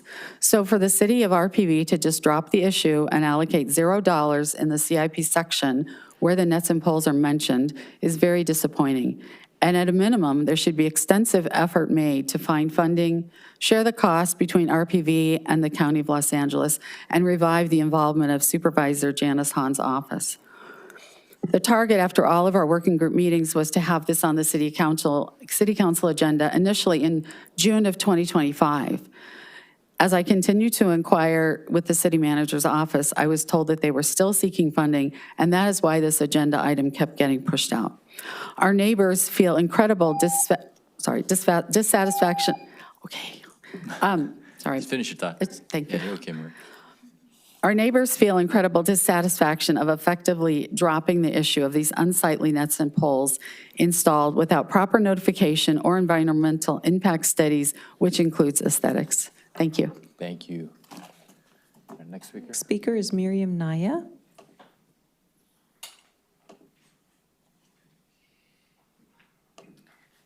Yes, hello, Mayor, council members, city members as well, and neighbors, and anyone connecting remotely. I'm Miriam Naya. I'm a resident of the La Cresta area, and I am also part of the working committee and have spent every moment I can trying to be present at these meetings. Everything that Marie said is exactly what I feel, and we recently moved into this neighborhood specifically because of the view and the way that this whole neighborhood presented itself. I was a past resident before on the same street, and I came back because of that reason alone. Approximately 5 months after we moved in, I heard this pinging noise, and asked the neighbors, called the golf course and inquired about it, and no one knew about it. So we looked into further, and this is where it led to where no one was really notified about any of this infrastructure and change. Ultimately, what we would like to present here is trying to get a reasonable proposal to get these poles removed. We were given a supportive response initially, but we are not, no one in the neighborhood has really backed down on this position. We all still feel very strongly about the neighborhood and the value of the homes. And given that less than 10% of the neighborhood was informed of what was happening is very irresponsible for the city and for our community. Even the city can see these horrible looking poles from the offices. What I'd like to suggest here is, because LA County has come up with a reasonable proposal for redesigning the golf course and having the poles removed, there doesn't seem to be any real justification to have those poles exist, because that would eliminate the risk that this county was initially addressing. So to continue to maintain unnecessary structures seems very unfair and unjustified for the neighbors in that community. The last part I'd like to just mention is that the budget discussion should not end. We should not forget that we are still living in that community, and we really value the property and where we live. The neighbor right next to me, who directly is in one of these photos, was unaware as well, and they just moved in. So we've got a lot of new homes, families coming into this neighborhood who were not informed, other people who get golf balls in their yard consistently on Vallon are not complaining. And they are also affected because their views are impacted by these large poles. I'd like to just conclude with, there were some suggestions about cost sharing, potentially coming up with some type of a bond raise, somewhere where we can come up with additional funding or shared funding that may seem reasonable to LA County and the city of RPV. Thank you. Thank you. Next speaker. Our final speaker is Dan Korobkin. Forgive me. Korobkin. Good evening, Mayor, Pro Tem, members of the council. Thank you so much for letting me speak. I'm speaking on behalf of a member of La Cresta who would like to remain anonymous. It was and remains what feels like an illegal, absolutely unethical thing that they have done to our neighborhood, directly and to the city as a whole. The initial complainant has since moved, and it seems neither the city nor Los Verdes have or are willing to be taking accountability for this egregious, poorly executed error in judgment and action. The nets and poles felt as if they popped up overnight. An ounce of prevention is worth a pound of cure, it is said.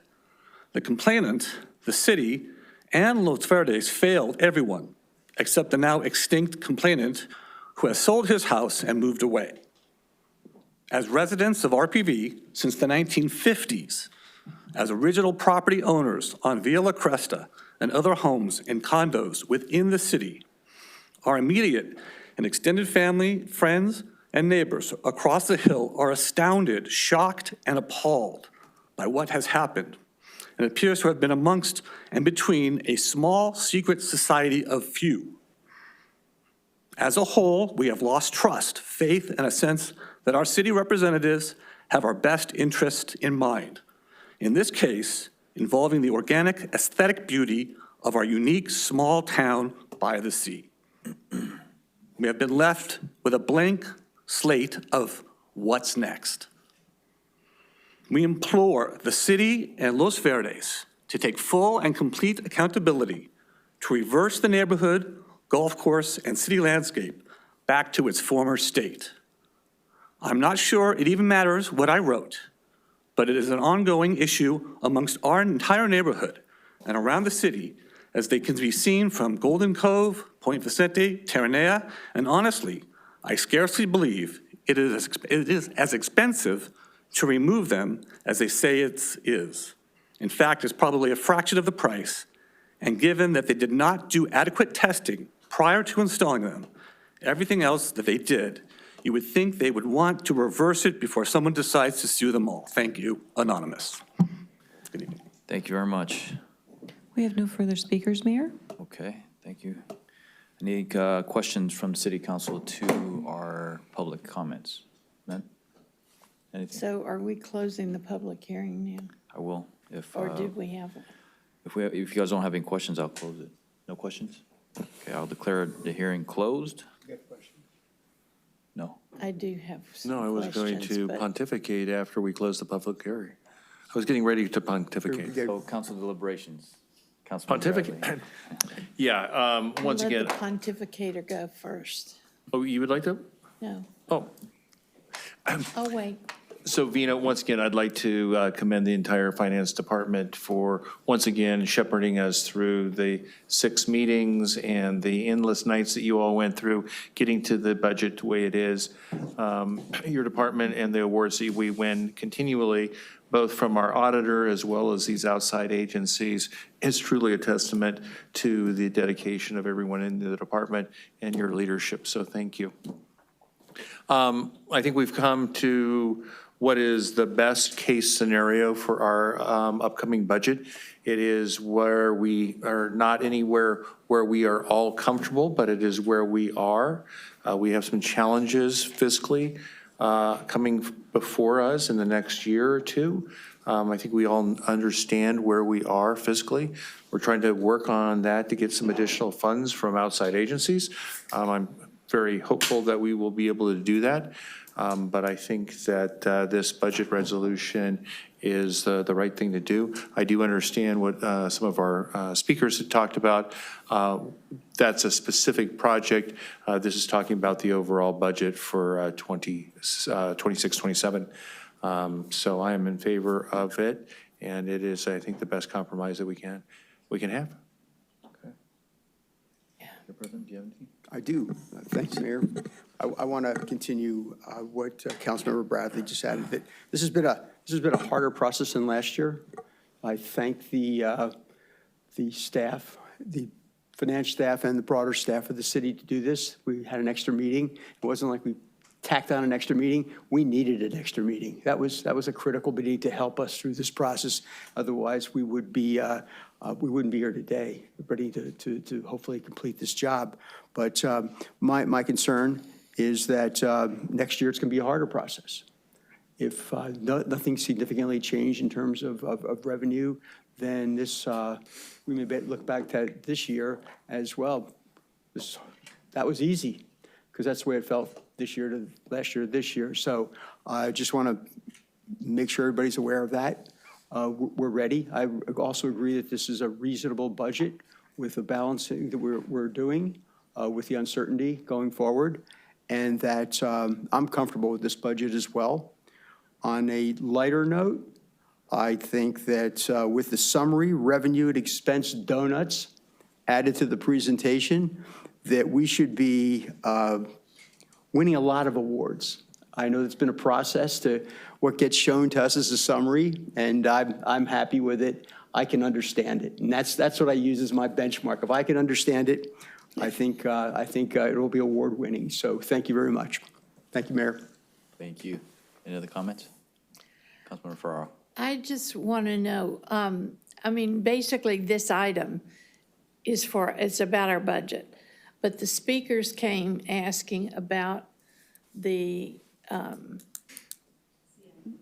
eyesore, and what can be done about that?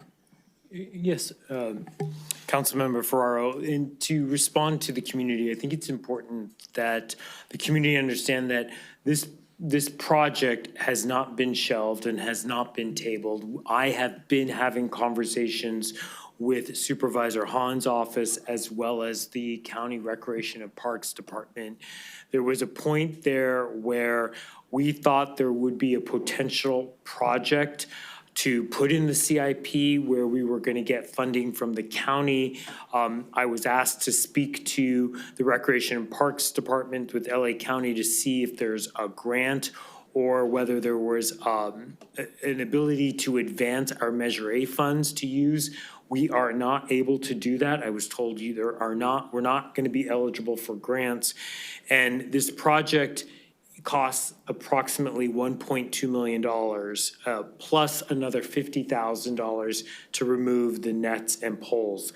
The bulk of the cost is not the nets and poles.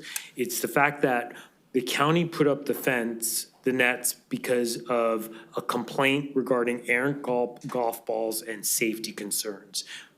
Yes, it was from one or two neighbors, and it didn't represent the entire community, or that neighborhood, but it had to do with errant golf balls. They put the nets up, and the county legal counsel is saying they will not take the nets down unless that concern regarding safety with errant balls is addressed. And to address it, you have to redesign, regrade, which has a price tag of $1.2 million. As the council knows, and hopefully the public can review, we had to have an extra budget workshop because our CIP was not balancing out. We did not have money to continue critical infrastructure such as the O&M for the landslide. We would not have enough. We were going to run out of money. We had to go back. The council asked us to go back and find ways to cut money or projects and programs to be able to get us through fiscal year 26, 27, and at least get us into 27, 28. And we did that. The project, we're not shelving this project, and I'd be more than happy to meet with the neighbors to give them an update on this. I am working with the county. I am working with the different departments there to try to find funding. We may have to budget for this by setting aside some money because we just don't have the $1.2 million to take this on ourselves. Thank you. All right. If there are no other comments, I'll, in the spirit of moving this meeting along, I'll make a motion to approve staff recommendation on points 1 and 2. I'll second. Thank you. Roll call, please. Councilmember Bradley? Yes. Councilmember Ferraro? Yes. Councilmember Lewis? Yes. Mayor Pro Tem Peristam? Yes. Mayor Seo? Yes. Motion passes. With that, we can move to item number 3. Consider approving the annual levy and assessments of the Citywide Landscaping and Lighting Maintenance District, LLMD, for fiscal year 2026-27. Notice of the public hearing was duly published, and I do not have any requests to speak at this time. Thank you. I'll declare the public hearing open. Staff report, please. Good evening, Mayor and the members of the City Council. In August 1992, the City Council established the Citywide Landscaping and Lighting Maintenance District, LLMD, pursuant to the Landscaping and Lighting Act of 1972. The LLMD provides funding for the ongoing operation and maintenance of landscaping, street trees, street lights, traffic signals, and other improvements within the city's right-of-way. The LLMD is funded through assessments levied on parcels throughout the city. To ensure that the LLMD costs are allocated fairly and equitably, the city conducts an annual review of the engineer's report. The engineer's report identifies classes and areas of the city into benefit zones. Because the nature, location, and extent of the services and improvements vary throughout the city, parcels in different zones receive different levels of benefit from the LLMD. The city has retained MBS to prepare the annual engineer's report. On May 19th, the City Council approved Resolution 2026-37, initiating proceeding for the annual levy of assessments, directing preparation of the engineer's report, and setting a public hearing to consider the proposed levy. The assessment rates proposed for fiscal year 26-27 remain unchanged from the rate established on July 1st, 1997. Because of the initial assessment was approved prior to the effective date of Prop 218, the levy is exempt from Prop 218 requirements. The annual assessment for single-family residential parcel is $23.50, which is approximately 94% of the parcels within the city. The engineer's report includes a summary of estimated revenues and expenditures for the LLMD for fiscal year 26-27. The total estimated expenditure for the operations, maintenance of landscaping, street trees, street lighting, and traffic signals are projected to be approximately $2.1 million for fiscal year 26-27. The proposed assessment levy is $381,000, and which will fund a portion of the LLMD eligible maintenance and operating costs. To supplement assessment revenues, the city will utilize other funding sources, including general fund, gas tax, and Measure M, with an expected contribution of approximately $1.2 million towards the LMD expenditures. A notice of public hearing was published in the Palos Verdes Peninsula News on June 4th and the 10th, and was also posted at the City Hall on June 4th. To date, the city has received one written protest. The concern raised in the written protest primarily relate to the assessment methodology and rates.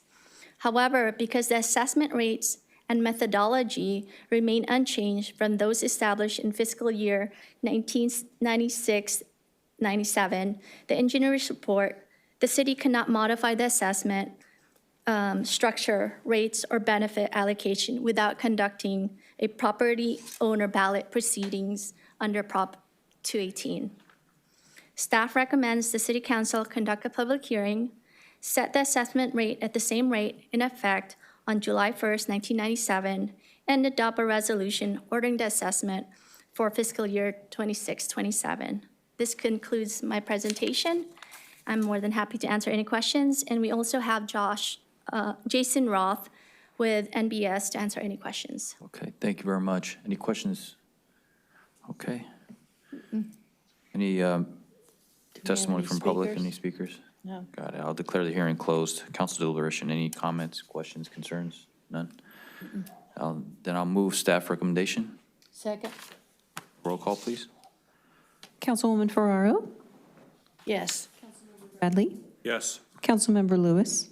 Yes. Mayor Pro Tem Peristem? Yes. Mayor Seo? Yes. Motion passes. With that, we can move to our regular business item number 4. Consider updates to the Greater Portuguese Bend Ancient Altamira Landslide Complex. I do not have any requests to speak. Thank you. Staff report. And Mr. Mayor, while our Public Works Director pulls up the PowerPoint presentation, I want to just take this moment to just highlight what I think is an important element in this report. You're going to hear the updates to all the typical items that we've been reporting out, the statuses of land movement and what the datum points say. But what's specifically important for you to pay attention to in this presentation has to do with the grants. We have 2 recommendations associated with grants. We are, as the council knows and the public following this, we are pursuing many different grants through FEMA, which are hazard mitigation grants, and the Building Resiliency Infrastructure Community Grants, the BRIC grants. There have been we've been working very closely with FEMA and Cal OES, and they have asked us to submit another BRIC grant, which is the BRIC grant for 2025. And that came at a very short notice. We had about 10 days to pull that grant together. And in that short period of time, what we would typically do is come to the council and ask your blessing to actually submit that application. We did not do that because we were being told we should pursue this grant, and Ramsey will get into that. But we're asking you this evening to just affirm, basically ratifying that decision to submit. But as part of the overall grant requests, and there's several grants that we're seeking, there's going to be the rescoping of each of these projects in order for those dollars to fit properly in our overall intent to do the remediation project. So I just wanted to point that out as Ramsey goes into presentation to bring that to your awareness as we're going through all the different items. So Ramsey, to that, I'll hand you the microphone. Good evening, Honorable Mayor, council members. I'll start this evening first with our usual report on the status of the city's activities and the district's activities, first with the dewatering wells. For May, rates increased slightly over the prior months as we've had wells come back online and maintenance performed. We are now over 500 million gallons and 1,500 acre-feet of water pumped, and I will go more into what the effect of that has been later in the presentation. KCLAD is operating at a steady state, no movement in Klondike Canyon, continuing with relatively steady rates of water pumping. ACLAD continues to operate 14 wells at this time, continue to conduct repairs to drainage lines and to wells. They pumped about close to 5 million gallons in May. Overall, with the rate of movement, I will, excuse me one moment while I share the new maps for the rate of movement, continuing to show the same positive trend.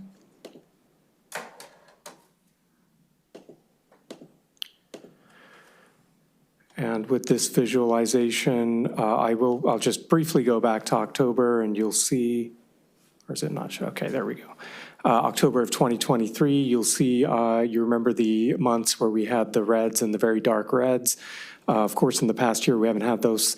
But what you'll see is we're continuing in the past couple of months as we come out of the winter months to have more of the lighter yellows. The area of the lighter yellow is expanding, which is good news. That's the roughly 1 inch target range.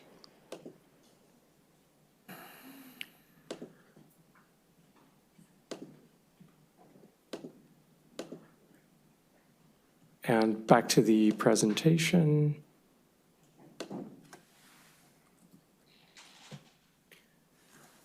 Excuse me one moment. Let's see if I can get this to work again. So in summary, as we've come out of the winter months, we had increases of 8 or 9% month over month in the winter months. And as we came out of those starting in February and until now, we've had a decrease in the rate of movement, 5% initially, now roughly in the 10% range month over month, and that trend is continuing. It's further magnified in this chart, which shows 2024 to the present most recent reading, and you'll see the continuing downward trend. In this map, the blue bars represent the rain events, and you can see that shortly after rain events, we do see a slight increase, but then it's followed in the drier months by a more substantial decrease. And so what's happened over the past 2 years is that we see a slight uptick during the winter months, and then as we come out of the winter months, and with this past winter season having a slightly above average amount of rainfall, we go back in the decline, and that decline is lower than where we started for the winter months. And so that tells us that the program is working, the dewatering program is working. Overall, our rates of movement when compared to October 2023, we are continuing to trend in the right direction for the Portuguese Bend landslide area. We are in most areas dipped just below an inch a week, which is a key threshold, and in other areas we continue to trend down to the 1.5 inches or so. That is still 5 or 10 or more times the rate of movement of October 2022. So although we have good news in that we're headed in the right direction, the dewatering, the winterization, emergency stabilization measures are working. We have substantial reductions in the rate of movement from the peak to today, but there's a lot more that needs to be done.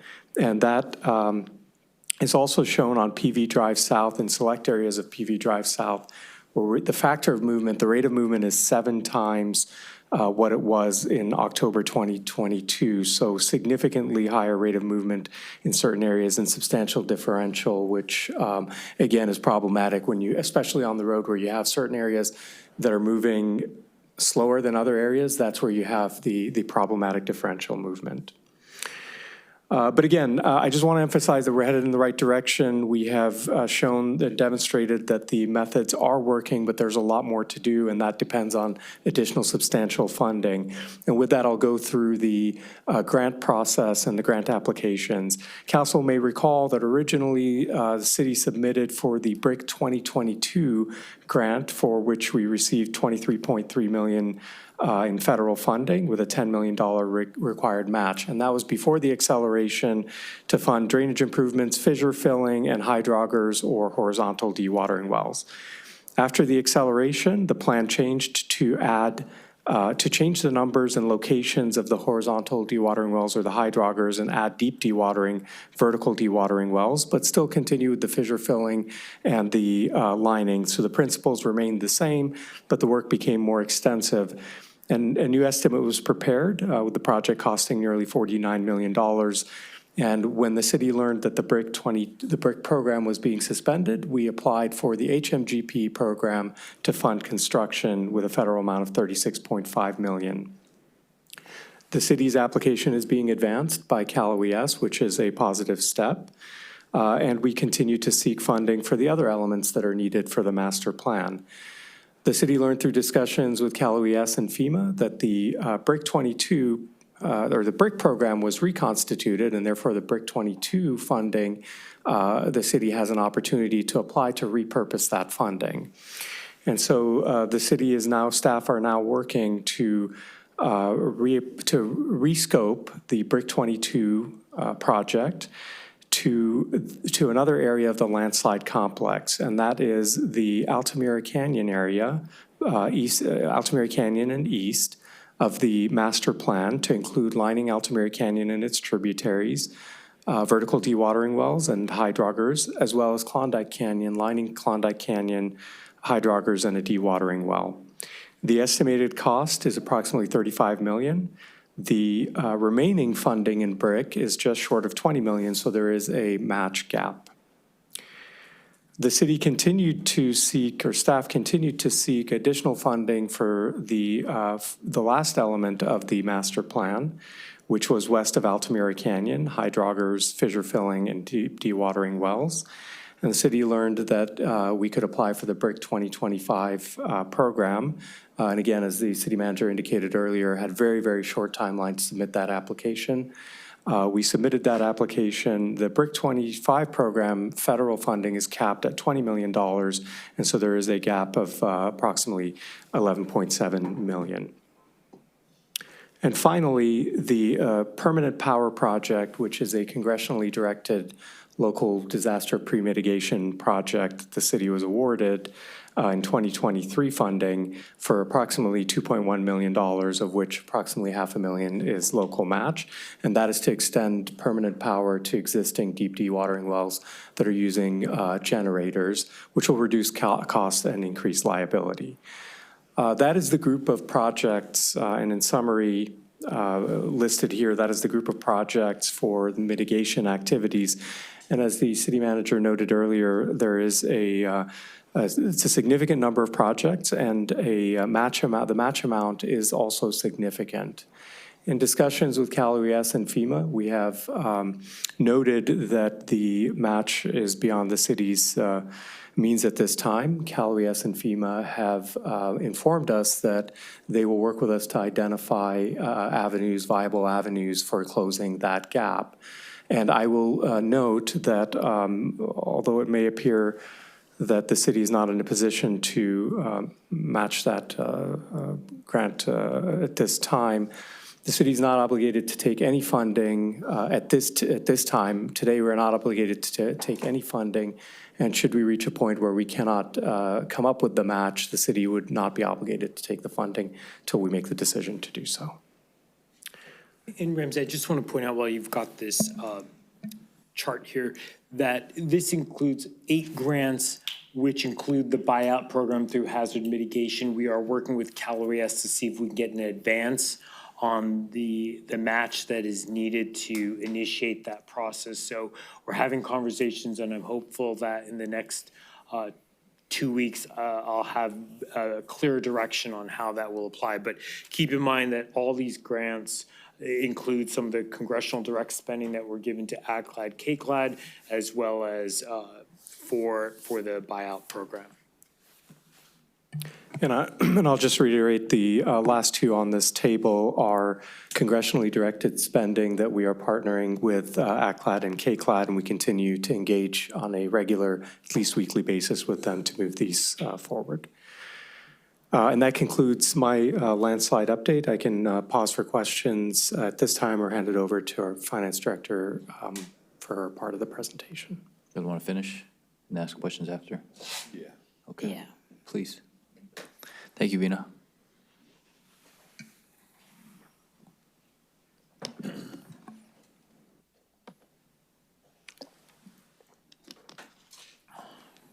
Funny how it always comes back to Vina. The money. You'd think The it money. always came back to the money. Dollars. Exactly. All right, back again. So my report is also quick. It's a summary of changes since our last report on May 5th. So since May 5th, on the revenue sources, we recorded approximately 500,000. So we are now at 85% on the revenue side. On the expenditure side, we are at 68%. Since we last reported in May, we spent approximately 770,000. The category here for Portuguese Bend landslide, as you can see, 3 things to report here for year end. For emergency stabilization, we estimate to end the year at 6 million, which is 1.6 million lower than adopted budget. Abalone Cove sewer repairs, instead of 3 million, we estimate to end the year at 1.8. And for the deep dewatering well permanent power grant, we estimate to end the year at 800,000. Overall, for a budget of 17.9, we estimate to end the year at 13.7 million, or 77%. Combining since 2022, this is the chart you get every 60 days. The total budget is 64.4 million. Year to date is 58.8, and year-end estimate is 61.5 million. As you'll see there in 25-26, there are 3 different sources. We are using city funds and CIP and general fund. We are also using some LA County funds that were reimbursed to the CIP fund, and of course the special revenue funds, 4.1 million. Speaking of grant, this is just to, as Ramsey reported on what we applied for, this is what we received to date since 2022. This is the cash that we already recorded for the city. Starting with the brick grant, we did receive a letter last week that 963,000 is coming in hopefully by the end of the month. So with that of obligated amount of 2.3 million, we estimate to end the year at almost 1.2 million. Compared to the total cost at 61.5, that's approximately 2%. We also received public assistance on the FEMA Cal OES winter storm of obligated 574. We received to date 447,000. LA County Supervisor Han, as you know, this grant we receive almost over 2 years now. This is $5 million, also reimbursed the CIP fund. LA County Flood Control, 2 million, and the Sanitation District, 4 million, for a total of 12.6 million, or 21% of the total 61.5 million.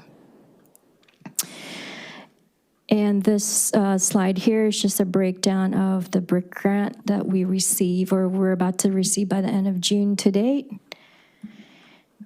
And that was Ramsey's summary of what we applied for. And then finally, I'll go through quickly the KCLAD and ACLAD loan updates.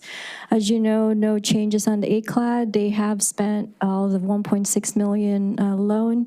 Majority of it were spent for well drilling and pumps. The first payment we estimate to receive in December 2026 of 157,000. And finally, on KCLAD loan, since our last May meeting, the expenditures did go up. Their balance left is 569,000 of the 1.9 million. Majority of their expenditures are spent on well maintenance or for pipeline maintenance. And that concludes my presentation. Thank you. All right, thank you very much. Questions of staff? Nothing? I don't Councilmember really have a Ferraro. question, but I just wanted to say, Ramsey and Ara, I think you all have done a remarkable job. It's like trying to get through a minefield, and you've kept the road open, and done a remarkable job really with the repairs based on what we've had available, resources that we've had available. And today, I went, I come that way all the time, and it's probably looking the best it's looked in a long time. You must have been out there working on it while in the last week or so that I wasn't on the road. But it's amazing how well you've been able to keep the road presentable, open, and I just want to say thank you. Councilmember, if I may, I wish I could take credit. It's actually the engineers and the maintenance team in Public Works that have done the creative thinking and have done the hard work behind it to accomplish that. Dave, Russ, Jeremiah, Diego, Juan, Zach, they're really the ones that have been working in difficult conditions that really deserve the credit. Well, please tell them that the council really appreciates it. And we appreciate that remark, and I think Ramsey's being modest because he's been very instrumental in bringing these items to the council, implementing the measures we've been taking, and we're not there. And we still there's a lot of work that needs to be done.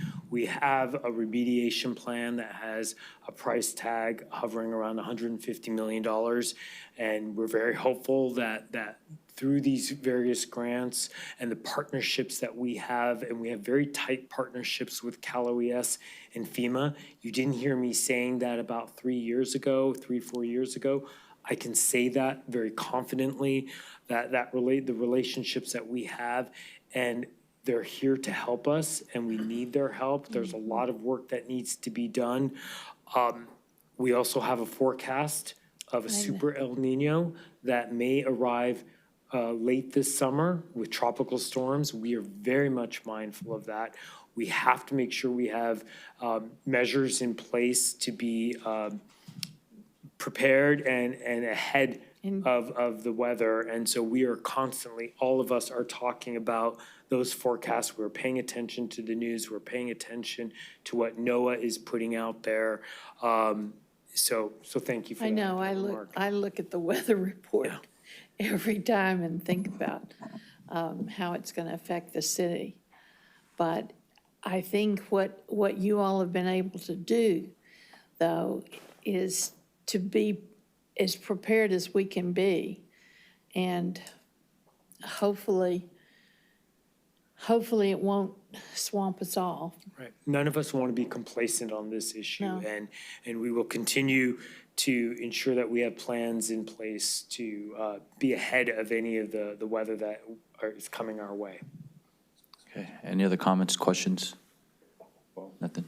If I'm last, Yes, please. Go ahead, Councilmember Lewis. real quick, we know that I'm conscious of our friends on motorcycles, and I thought, Ramsey, that was a good slide you put in there to show that there's still 7 times the rate of movement at the highest point in, at the most active point along the road. And there was also another point that was easy to gloss over there, though, that when you have very active movement next to non-active movement, that creates shear, and that's actually probably the most dangerous, right? Because you've got the greatest differential, which creates bumps, hazards, and whatnot. So with that comment said, I would go ahead and make a motion. Is there a second? Well, he hasn't made the motion yet. I have to make the motion. Staff recommendation. I'll second it. Staff recommendation, I'm assuming? Yeah, I would move to adopt the 4 staff recommendation points. Receive and file the update on the Greater Portuguese. 1 through 6. There's 6. There's 6. Beg your pardon, 6. We're continuing the local state of emergency. So Yes, we are. based on And 1 who through was 6. going to second that? Second, I'm still seconding it. thank you. Roll call, please. Councilmember Lewis. Despite botching the motion, I vote yes. Councilmember Bradley. Councilmember Bradley. Oh, your turn. Yes, talking about botching it. Councilmember Ferraro. Yes. Mayor Pro Tem Peristem. Yes. Mayor Seo. Yes. Motion passes. With that, we can move to item number 5. Consider approving the Mayor fiscal. Seo, could I request a brief recess? Yes. Thank you. We will recess to 9:10. Is that enough time? Yes. Okay. I'll be fast.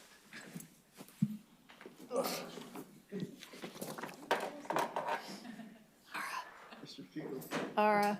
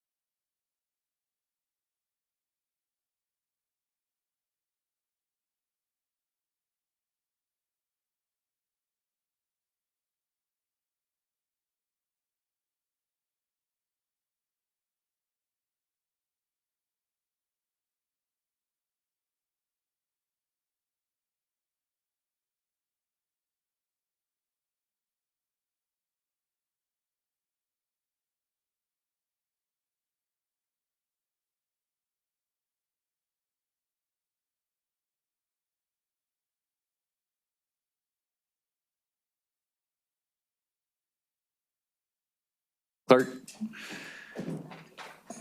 All set, Mayor. All right, thank you. We will resume this meeting at 9:11 PM. Our next Not item because is, of my fault.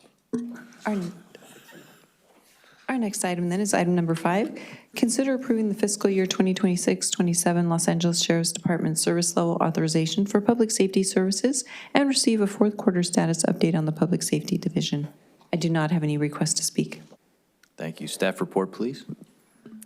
Good evening, Honorable Mayor and members of the City Council. Tonight, I'll be presenting 2 items for your consideration of the fiscal year 2026-27 LA County Sheriff's Department Annual 575 form and provide an update of the Public Safety Division for the fourth quarter, highlighting progress made over the past few months. Staff is recommending that the council authorize the city manager to execute the annual 575 form, and which maintains the city's current level of law enforcement services with the LA County Sheriff's Department, and receive and file the Public Safety Division's fourth quarter update.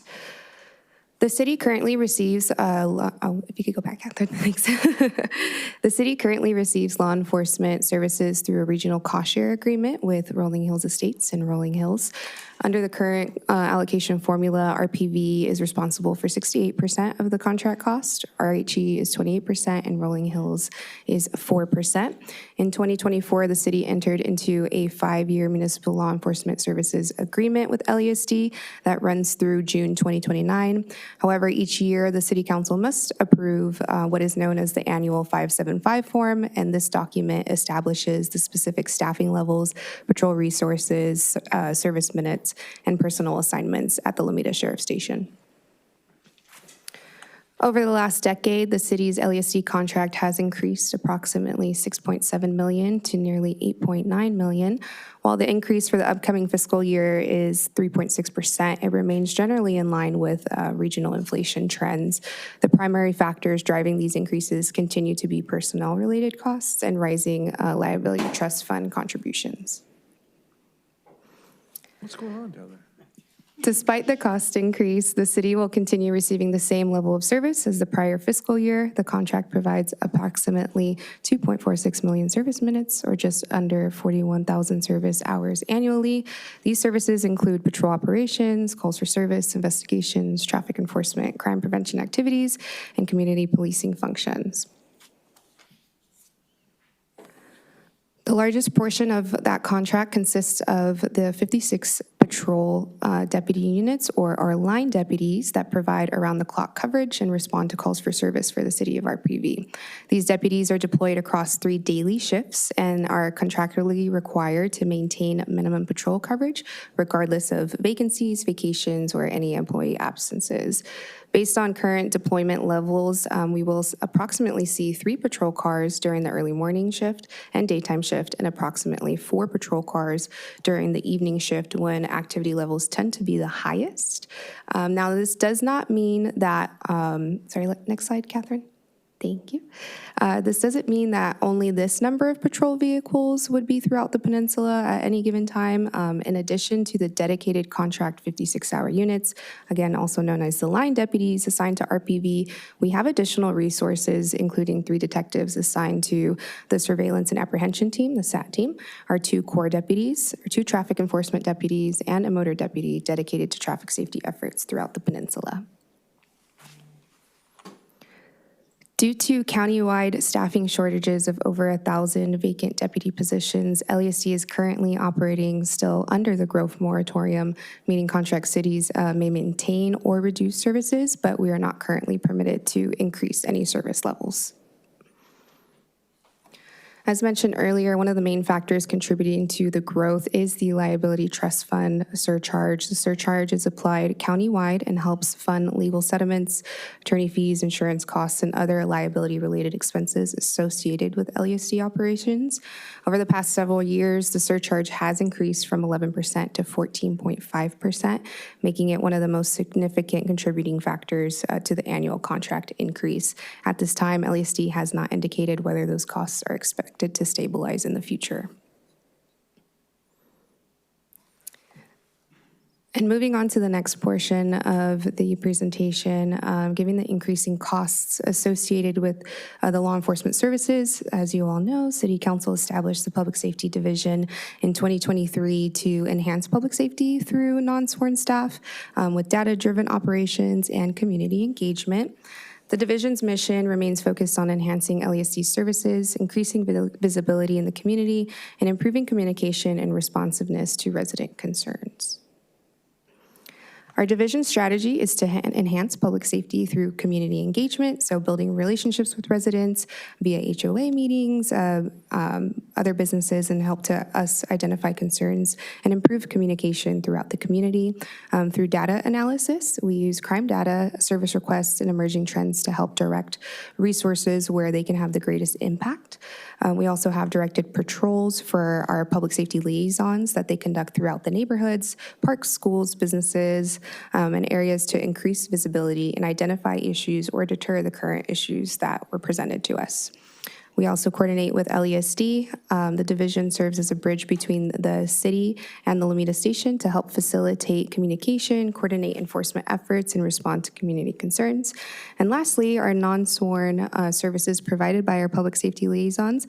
As they move forward towards full dispatch capability, our public safety liaisons will be able to handle those non-emergency calls for service, allowing deputies to remain focused on higher priority and emergency law enforcement needs.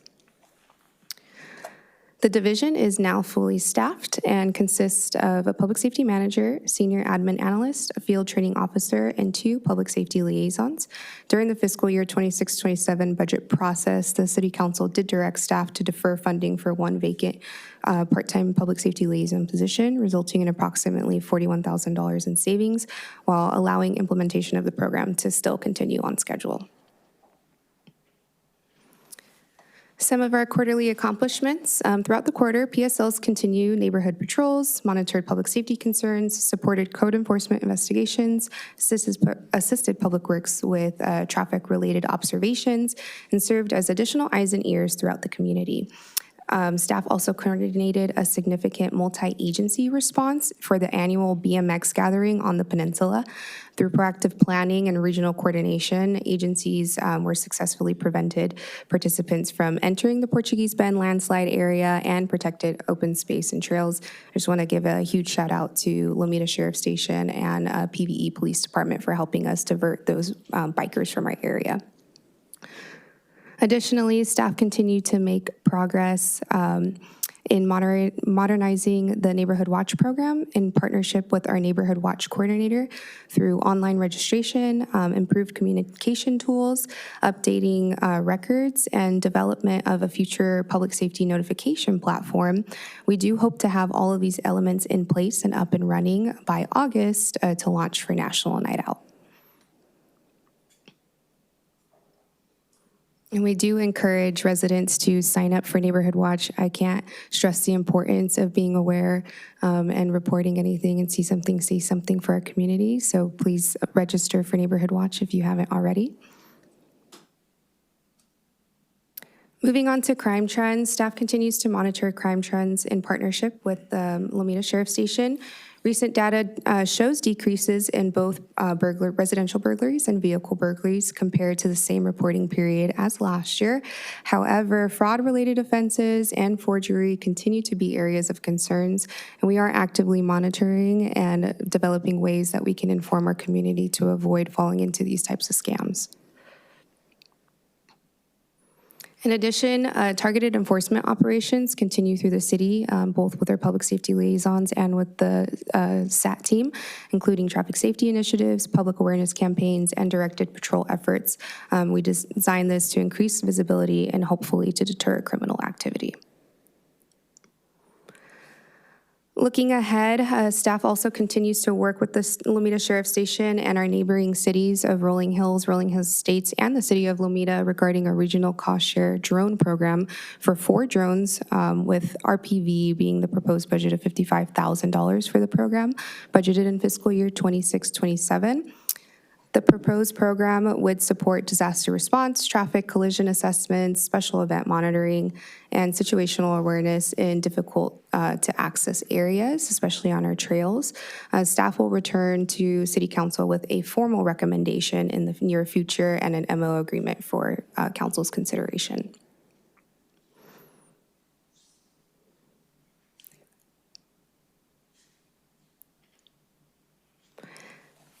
With this program anticipated to launch this fall, the RPV Biz, it will provide local businesses with crime prevention resources, safety walkthroughs, and direct communication opportunities with city staff and LESD.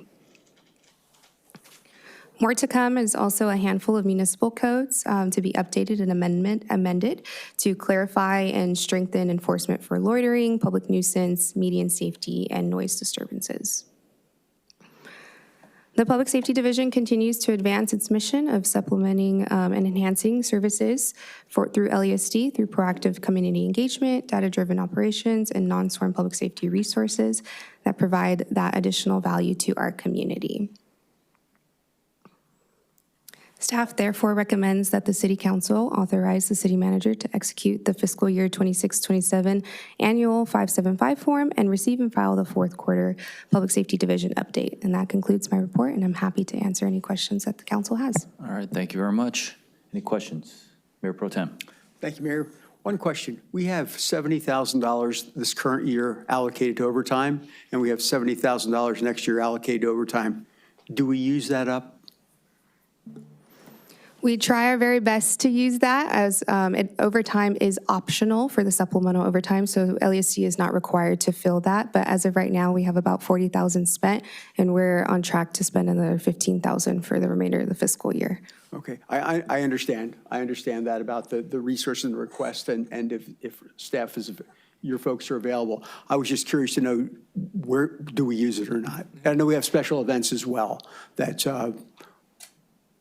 your support our many, many good social events that we have for the community. We're just curious to know if that's the right amount. Sorry. For the HOA meetings and special events that requests our community relations deputy, that's already budgeted in the contract. So that's not where the overtime is used. Our overtime is used whenever we receive resident concerns of either speeding, traffic enforcement. Then we'll go ahead and direct our LESD people to go out and either cite tickets or observe the area, or like for instance, the arson incidents that occurred, our SAT team used the overtime to go and saturate the area and do an undercover operation. Okay, thank you for the explanation. Thank you. Any other questions? No question, just thanks for great work. Quick question. We have good people. Quick question. The PSLs, are they fully trained now, or are we still waiting on training? They're still in the process of training. Their final training is going to be with their MDC school, which is in the next couple weeks. And then once they receive that training, they'll have their quote-unquote training with the LOMITA Sheriff Station, which will take another 3 weeks. So they'll still be able to respond to non-emergency calls for service. They just won't be officially signed off for probably about another month and a half. Month and a half, okay. Got it. Thank you very much. Any other questions of staff? Nothing? Okay, can I get a motion? Move to approve the staff recommendation. Can I get a second? Second. Roll call? Councilmember Ferraro, Yes. Councilmember Lewis, Yes. Councilmember Bradley, Yes. Mayor Pro Tem Peristam, Yes. Mayor Seo. Yes. Motion passes. With that, we can move to our final item this evening. Consider the fiscal year 2025-26 City Council Goals fourth quarter status update and approve the fiscal year 2026-27 City Council Goals. I do not have any requests to speak. Thank you. Can we have a staff report, please? Good evening, Mayor, members of the City Council. Tonight, staff and I will be presenting our updates on our City Council goals. Tonight's Council will receive a status update on the fourth quarter of our City Council goals, and also to consider approving the 26-27 City Council goals that were discussed during the February workshop. Just a brief overview, we have 5 overarching goals. They are public safety, public infrastructure, city lands and facilities, citizen involvement and outreach, and quality of life. In terms of a status update, we have 15 major tasks. 6 are in progress, 1 needs attention, 5 are at risk for various conditions, whether it may be third parties or it may be funding issues, and 3 have been completed. And with that, I'll begin handing the slides off to our staff who can provide an update. And the first will be Luna Muhammad, our senior analyst.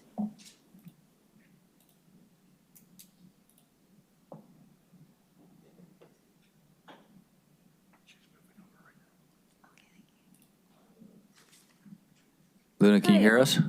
Yeah, I can hear you. Sorry, Awesome. I was getting promoted to panelist. Good evening, honorable council members and mayor. So just recapping where we're at with our emergency preparedness and response goals. We have installed our 1680 AM radio station, and that is currently going through testing. We did complete the contest, and we will have the EPC voting on that this Thursday. So I will be coming back to you shortly with the results of that. We also had our multi-jurisdictional hazard mitigation plan completed. That was a 2-year process, and it is officially approved as of today by FEMA, which makes us eligible for a lot of the grants we were talking about earlier from hazard mitigation grant funds. We've also completed several readiness events this fiscal year, including a PvP equine ready event, an equine evacuation drill in the landslide area, and a wildfire resource event on May 30th.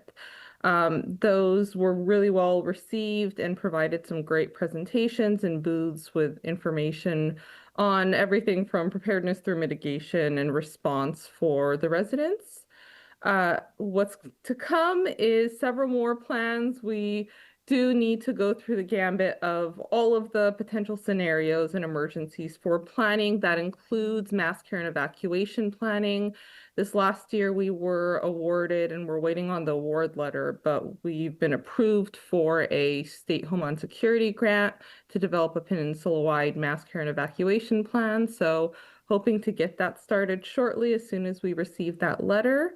And we're looking at completing some hazard annexes to our emergency operations plan, starting with an earthquake annex that will be conducted in parallel with a functional exercise of an earthquake scenario for Emergency Operations Center.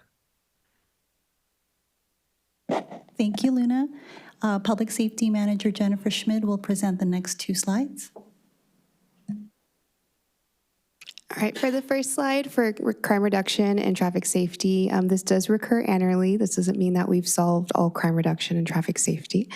We work with LESD, TSC, and PPSC, and the residents to identify the issues, like I mentioned earlier, about our supplemental overtime patrols to address the issues that sometimes our line deputies just don't have the ability to do so during that time.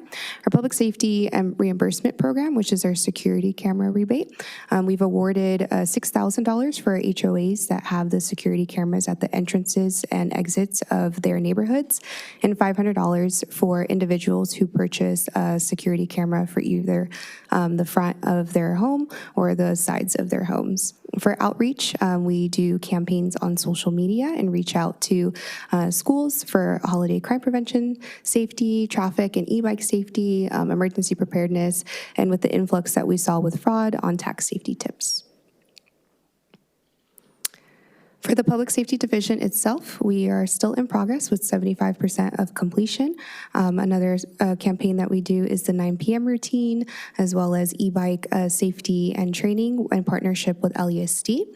And installing vehicle safety signs over at the trailheads, with the summer being the most visited areas, to deter criminals from entering that area, as well as reminding residents as well as community members that visit our beautiful trails to remove items from their vehicle. And we present quarterly division updates to council and to 6 community neighborhood meetings. Division was fully staffed with 2 public safety liaisons, 1 field training officer, 1 senior analyst, and 1 public safety manager. And this The public safety liaison training will be completed in midsummer 2026 to take non-emergency calls for service. Deputy Director of Public Works, David Kopp, will take this next slide. Thank you, Catherine. Good evening, Honorable Mayor and members of council. So for the update on goals for the wireless, small wireless facilities master plan, staff have presented this fiscal year in recent meetings proposed code amendments to council for consideration. And in the meantime, staff continue to work with the wireless facilities, Crown Castle and Verizon in particular, for installing additional small wireless facilities, and we meet with them regularly to do what we can to accommodate. And in addition to that, we continue to review submittals when we do receive them with quick turnaround times, and continue to coordinate with the other small wireless facility companies as well. Over to the next slide. The next goal update for completing the FY 25-26 Portuguese Bend landslide stabilization and mitigation efforts, as updated by Mr. Awad and City Manager earlier this evening. We're continuing the emergency stabilization measures next fiscal year, which includes the deep dewatering well program, and we'll be also implementing, maintaining winterization measures across the landslide. In the meantime, and as updated earlier this evening, there are a number of grants that we've applied for that are promising in terms of being secured. But of course, the advancements of those projects and some of the grants are dependent on securing funding primarily related to the grant match. For the next slide. An update on creating the detailed inventory and maintenance schedule of the city's public infrastructure assets. Brief background, Public Works has a pretty robust asset management program for facilities, for storm drains, and planned for sewers in addition to our roadways. The first bullet item here concerning the storm drain system, happy to report that our citywide condition assessment for city-owned storm drain infrastructure should conclude within the next month or two, followed by a detailed review by staff, which will lead to a prioritization strategy and supporting cost estimates. Once we receive that information, and likely onboard an engineer to help us assess and recommend effective remedies for repairing the infrastructure at the appropriate time. The other item listed is for a sanitary sewer assessment. So, yes. Dave, just on that, so you think we're going to have the inventory condition by the end of June for storm drains? At this rate, it'll likely extend it to July when we conclude collecting all of the data. There is some data we have obtained that we are starting to assess, in particular areas around Palos Verdes Drive South where we have a roadway project on the horizon. We want to make sure we get ahead of that by addressing any storm drain deficiencies before repaving a road, for example. But we expect to have the remaining data in hand by the end of next month, hopefully. That's what we're scheduling, at which point we will do a condition assessment, probably through the help of a qualified engineer to do so, which out of the outcome of that assessment would be prescribed repairs and estimates based on those recommendations. So that, I believe, I mean, I've continued to say this, I think that's a lurking danger that we have in the city, both fiscally as well as from an infrastructure point of view. As city manager talked earlier, we could be looking at a super El Nino condition this coming winter. Certainly, if we have above average rainfall and some of our storm drains are prone to washing out or failing, that could be troubling, to say the least. I think we need to really push hard on our contractor, the folks that are doing it, and start triaging. I don't know that we need to wait until all of the data is in before we start looking at where we need to look at things and then prioritize as more information comes in. But I would encourage the department to lean into this, because I do think that this is a risk. Maybe I'm wrong, and maybe our 50-year infrastructure is good, but corrugated pipe tends to not last 50 years. Correct. Thank you for the comment. I will definitely take that back to Mr. Awad for consideration. If there's any opportunity to get ahead of that with the data that we do have, rather than get it all at once, that's a great approach.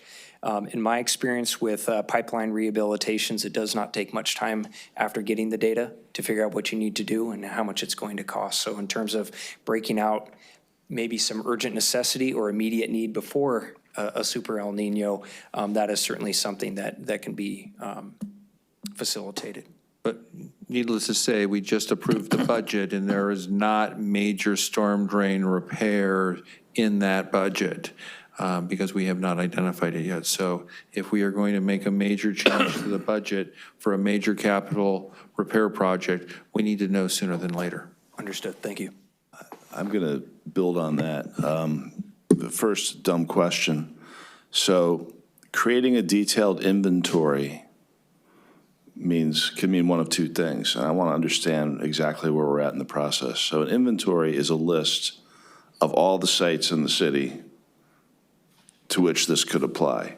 Then that may or may not include an assessment of each of their conditions. The second level is to have an assessment of each of their conditions, which, if I understand it right, and please tell me if I don't, we have a complete list of all the sites.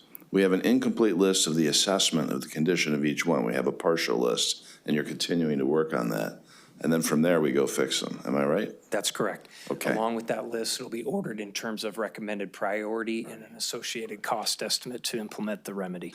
Great. So I'm going to echo what former Mayor Bradley said, which is that because we're moving along and we're spending money in real time, you guys have experience in this. If you see a storm drain that's in just terrible condition and urgently needs repair, we don't need to inventory 40 more to know we need to do that one. Absolutely. And you should come to us as quickly as possible and say, hey, I need X amount of money.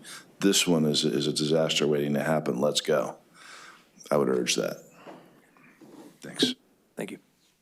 Any other questions? Thanks. Okay. I'll finish this slide really quick. So the sanitary sewer system, we're talking about the Abalone Cove sanitary sewer system that the city operates, owns, and maintains, whereas the rest of the citywide sewer system is contracted with LA County to do the recurring assessments of the sewer system. For Abalone Cove, it makes much more engineering and financial sense to do a condition assessment once we've achieved an acceptable degree of landslide stabilization. In the meantime, through the program and the budget approved by City Council tonight, we will be assessing through camera assessments, CCTV footage, for example, to make sure that we can get ahead of some repairs before they become sinkholes in the street, for example. And that is something we can do in the near term. In terms of assessing, maybe we can realign pipes, things like that. Following landslide stabilization would be the appropriate time to do that. In its place, staff are proposing a new asset management program for traffic signals. There is funding through the 1911 Act where this could be implemented next fiscal year. Next slide is for an update on completing the Western Avenue Traffic Flow Improvements Project. Although the timeline has been revised, Public Works happy to report that we should be soliciting for construction bids this summer and being in construction by fall of '26, with an expected completion about a year thereafter due to the signal timing coordination with multi-agencies and phasing the work and not doing it all at once to adversely impact traffic no more than necessary. And with that, I'll turn it over back to you, Catherine. One more, David. City Lands and Facilities for Civic Yeah, Center. I can speak with this one. This Honorable Mayor and members of Council. This is the emergency components of the Civic Center Master Plan site. Staff continues to have ongoing discussions with General Services Administration and other agencies to explore options for this site, and including looking at the time frame and the possible lifting or shifting of deed restrictions so the city could move forward with the emergency components and remain in compliance. Outside funding is absolutely essential for this project.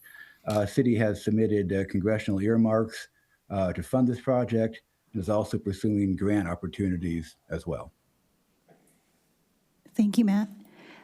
OST Manager Katie Lozano will present this slide. Good evening, Mayor and City Council members. This is the update to the Trails Network Plan. Staff is currently in the process of updating the Trails Network Plan to consolidate and update 5 older city trails plans, which are the Trails Network Plan of 1984, the Conceptual Trails Plan of 1993, the Conceptual Bikeways Plan of 1996, and the Preserve Public Use Master Plan of 2013. The next steps in the Trails Network Plan update process are releasing the draft document for public review and feedback anticipated in July, conducting 2 community workshops, and then presenting the draft document to the Planning Commission and then the City Council for consideration. Some of the benefits of updating the Trails Network Plan will be improving the process to incorporate new trails into the trail system, creating new user-friendly trail maps for the public, highlighting routes within the city to important local destinations such as schools, libraries, parks, and shopping centers, and consolidating and updating all of the city's numerous approved trails plans into one document. This project will include extensive community involvement, including at minimum 4 public meetings, and our goal project completion date is set at November of this year. And that's the end of my presentation on this. Thank you, Katie. And Matt will present this next item. Thank you. Regarding acquisition of battery barns in the lighthouse, city continues to work closely with the United States Coast Guard and General Services Administration and the city lobbyists to explore and also to expedite the possible acquisition, especially of battery barns, through the National Defense Authorization Act, NDAA. Staff is also working closely with Wayfarers Chapel and the Swedenborgian Church to explore relocating the chapel and other infrastructure at the Battery Barn site in order to recreate Lloyd Wright's original vision. There's ongoing meetings related to that with the Land Conservancy, U.S. Fish and Wildlife, and other agencies, discussing issues such as fuel mod, the NCCP, and the impact on the adjacent Alta Vicente Reserve. Representative Ted Lieu has introduced legislation to transfer battery barns to the city. Legislation is ongoing. This project is also reliant on federal government's willingness to divest and transfer the property to the city. Thank you, Matt. And admin analyst Iransu Pujadas will present this next slide. Good evening. The citizen involvement and outreach, the task for one implement youth advisory committee program is in progress, 75% complete. They have been very active and they have accomplished a lot despite 6 months. They're recommending to host a youth festival in the spring of 2027 to engage the youth in the city, to create a space for the youth to express themselves. So they're planning on that. We have been coordinating volunteer opportunities with city departments and programs such as Well of a Day and the REACH program, which they really enjoy and they're really looking forward to repeat next year.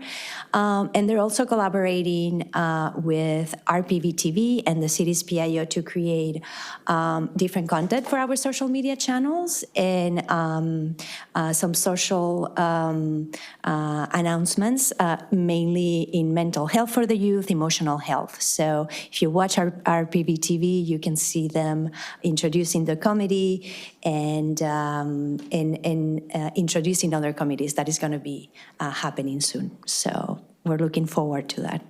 Thank you. Okay, and Deputy Director David Kopp. Thank you. So for the next slide, for quality of life goal update for Western Avenue Streetscape Beautification Master Plan. The city or staff have recently, as part of the adopted budget, have moved the Western Avenue Beautification Project to what's called the Needs Wants list due to it falling lower in the prioritization as an outcome of staff's prioritization strategy when developing the CIP. And as indicated in the budget workshops, it can be really hard securing outside or grant funding for a beautification project. So at this time, staff are recommending removing this item from the goals list. Okay, and CDD Director Brandy Forbes. Yes, good evening. The staff are continuing to update the city's inventory of walls and fences along the arterial roadways. And Ideally, this project will recommend uniform fencing and wall designs and materials moving forward and have that design available for residents to implement. And then the next steps, we're going to be finalizing that inventory and the recommended uniform designs, looking to do that in 2027, bringing that to the Planning Commission subcommittee, and then providing input to the City Council, looking for adoption in July of 2027. For this item, the community development staff continue to engage with LA County Economic Development Corporation to explore different strategies to support local businesses. The staff will be attending again this year the 88 Cities Summit hosted by LA Economic Development Corporation, and that's going to be in the fall. And the staff completed the review of the latest round of the Western Avenue Storefront Improvement Program, and will be determining the eligibility of the applications and bringing that to City Council. That'll be the final round of that due to budgetary decisions that were made that at this time we're just going to table this program for the upcoming fiscal year. Thank you. And last but not least, Finance Director Vina Ramos. For fiscal sustainability, this is actually the same, I'm sorry, this is the same slide deck at the budget slide earlier. So I do want to point out from the bullets here on the second to the last, we will be bringing some information to City Council on evaluating local funding measures excuse me, to generate additional revenues of $2.6 million annually. So we will be bringing additional information on that in the next coming month or so. And also, I apologize, our dollar there has Los Angeles country. We will fix that. Thank you, Councilmember Lewis, for noticing that. But that's fiscal sustainability for finance. Okay, so those were the fourth quarter updates for the 25-26 City Council goals. And with that, in February, the council had conducted a goals workshop to develop next year's goals.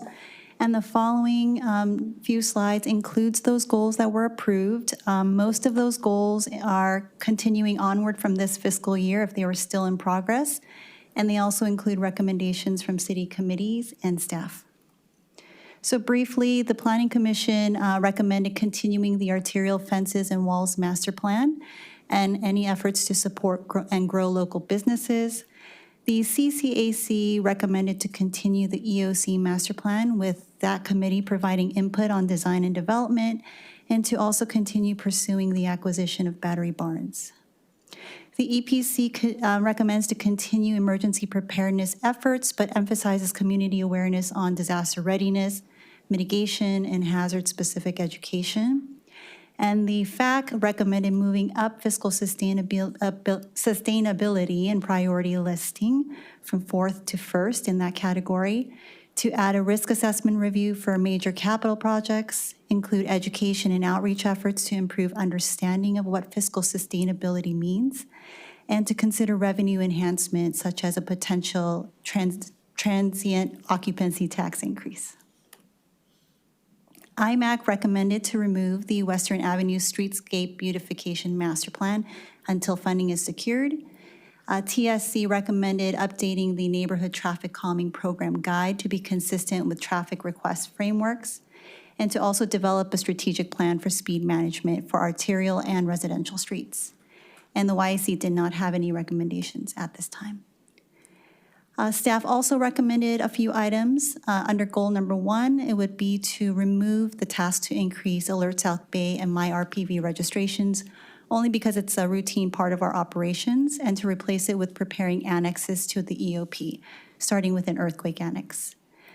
Staff also recommends updating one of the tasks to include a peninsula-wide mass care and evacuation plan, and to remove the task to identify funding for emergency preparedness efforts, and to replace it with a new goal to conduct routine citywide and regional emergency preparedness training for both staff and residents.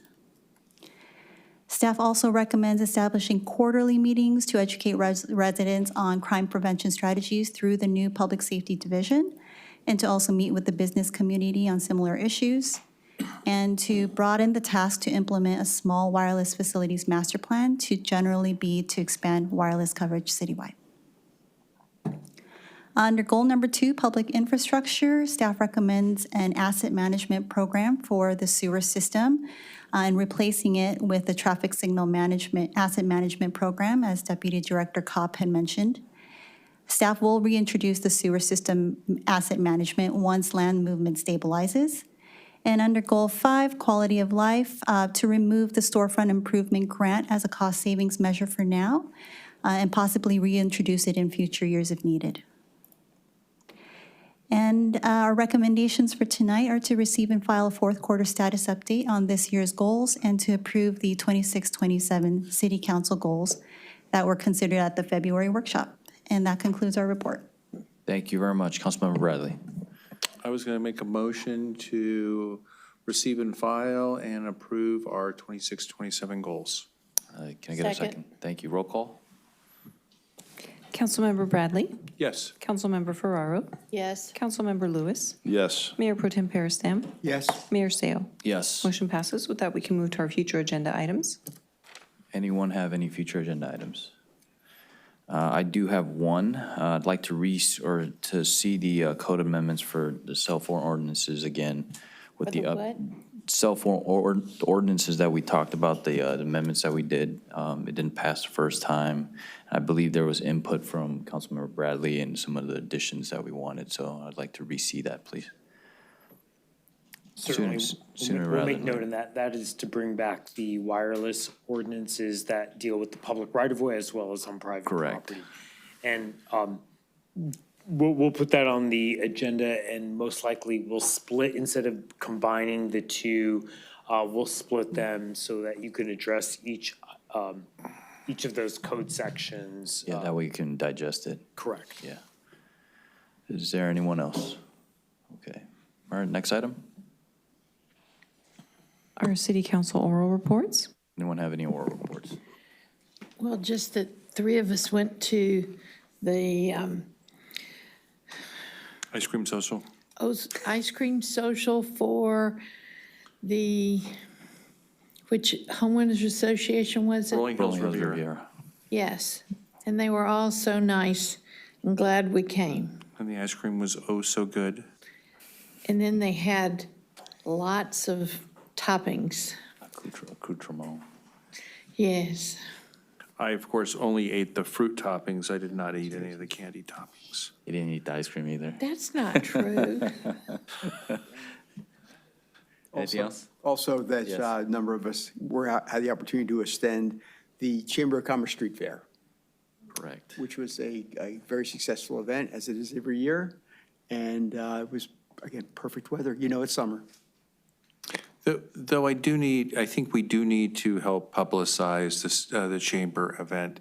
It seems to be, the number of vendors and the interest seems to be, it has never come back to pre-COVID days.